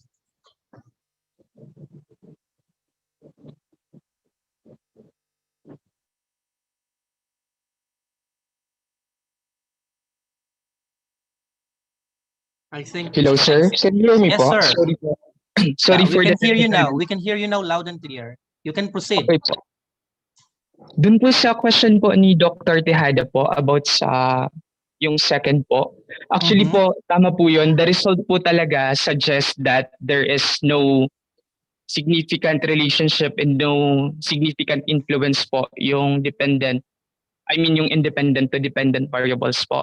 What I did po is that I dissect the result of the panel regression. So bale, in-enumerate ko po isa-isa yung mga p-values. Kaya po may lumitaw na parang may variable na significant at may variable na hindi significant. But in general po, in totality or the entirety of the result, kapag tiningnan po natin yung R squared ng panel regression, yung overall po ay 0.2 dun po sa una at yung sa ikalawa naman po ay 0.07. So napakababa po talaga nung significance. Kaya kapag tiningnan po natin yung result, yung magiging po talagang answer ay wala pong relationship. Wala pong, hindi po kayang i-drive or i-predict ng green growth indicators yung economic development po ng Southeast Asian countries. Thank you po. Okay. There's another one from Dr. Cuesta. This is in the form of suggestion observation on your paper. For GDP, PCGR, none of the independent variables was significant. I think this is the same. So the researchers should comment on why and how they should be improved. For example, change IVs or modify IVs specification and or measurement. Also, the study should be able to explain why some of the IVs were significant to GRG and IPC, but not in GDP, PCGR, when in fact they are derived from the same economy, although at different levels. Hello po. Thank you very much, Dr. Michael po. Actually, sir, I discussed a bit of that in the conclusion part po, why some variables po are significant and not significant the others. But noted, sir, well noted po your suggestion. Siguro po, ilump ko na lang or i-consider ko po yung suggestion niya, sir. Isahin ko na lang po yung result para mas malinaw po at di po misleading. Thank you po. Okay, to fuel more of the discussion, sir, there is one from Dr. Tihad. Again, it's not, I don't know if you need to comment on this or this is the wisdom from the reviewer. It's not the R squared that matters, but the F stat of the model. Is that F stat of the model significant? It was not revealed in your paper, Mr. Onsai. Thank you very much po, Dr. Tejada, for that comment. Yes po, ma'am. I will consider it po. Lagay ko na lang po sa paper po for improvement. Okay. Thank you po. I use Stata po in analyzing and treating the panel data. I also use po the random effects and the fixed effects, and I perform the Hussman test. And then I found out that the random effects would be the suitable panel regression po for this study. Thank you po. Thank you, Mr. Onsai, and thank you very much to the kind and generous comments from our reviewers. Before we end the session, the technical group is prompting us that there is an evaluation for the morning session. You can go to the chat box and the link is there for the evaluation of the morning session.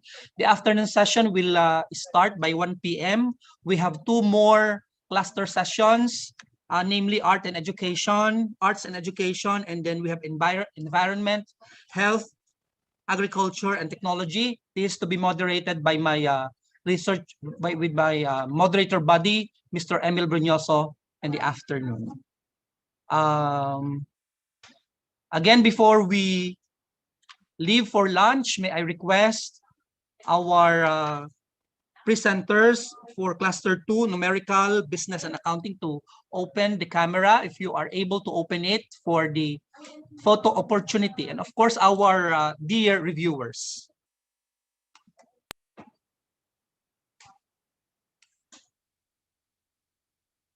Give your best smile.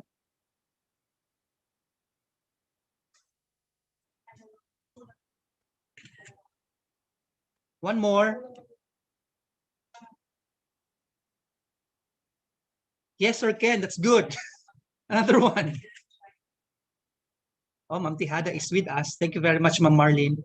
Okay, one more time. Again, thank you very much. This is Milan, your morning session moderator, and we hope to see you by 1 p.m. So congratulations to our presenters in Cluster 2, Numerical, Business, and Accounting. So this is Milan of the Bicol State College of Applied Sciences and Technology, and I hope to see you all this afternoon with my moderator buddy, Mr. Emil Bruñoso. Do we have announcement from the steering committee? Dr. Gumba? Sir None Ken, do po, we have announcement? No announcement from me, Doc. Thank you. Okay, thank you very much. Again, would like to request your indulgence to please do evaluate our morning session. The link is in the chat box. Thank you very much. Thank you, Dr. Cuesta and Dr. Tejada. Thank you. Thank you, Dr. Cuesta, Dr. Tejada, and Professor Victor.